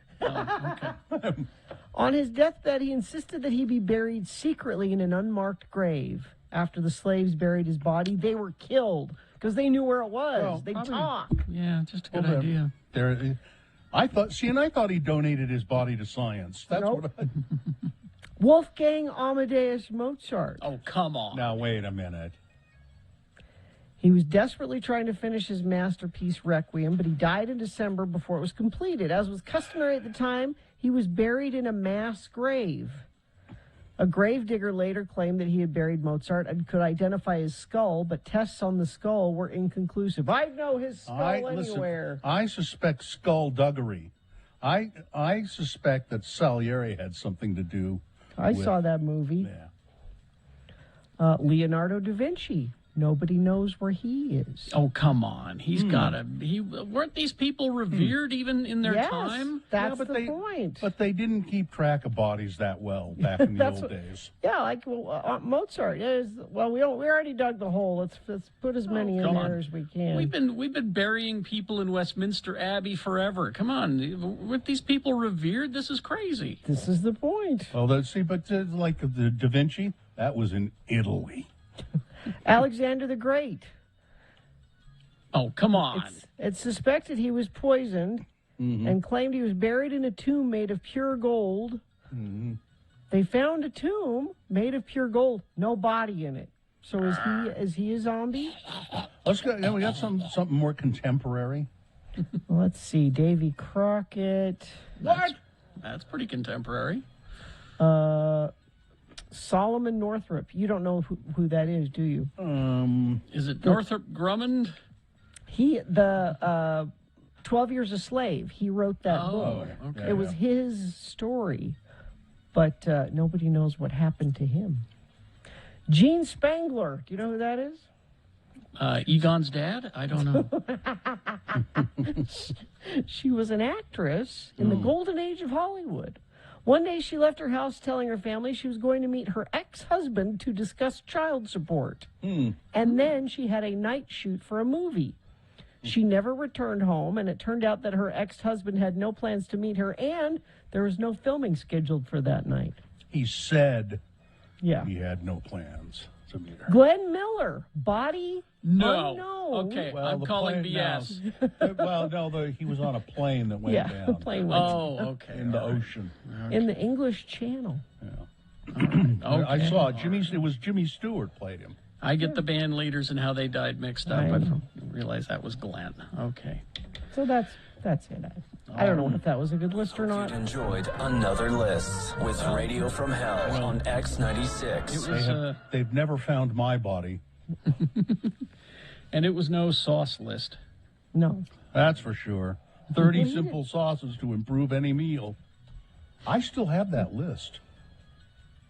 People think you've made up the list. I assure you, folks, this list exists. It does. It is real. It really does exist. Let's do the promo and get out of here. Okay.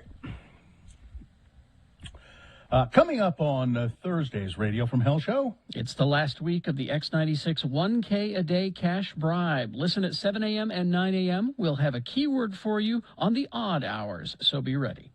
Want to know what else is at 7 a.m.? Well, let's beat Gina, me. And we have a Roadside Diner Radio from Hell coffee mug for you if you beat me. And then at 7:45, Mayor Mendenhall will be back with this week's Salt Lake Update and Robert Gerke at 8:45. And of course, Bill. Right? Of course. Yes, of course, there will be more on Thursday's Radio from Hell show. Right, Gina? Right. On X96. That's what I was going to say. You wackadoodle.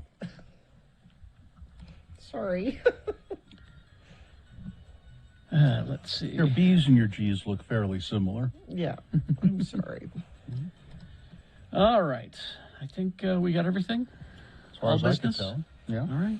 Fine job as always, Katie. Live long and prosper, bitches. Oh, don't you know who I am? The horse's name was Syphilis. Corey is.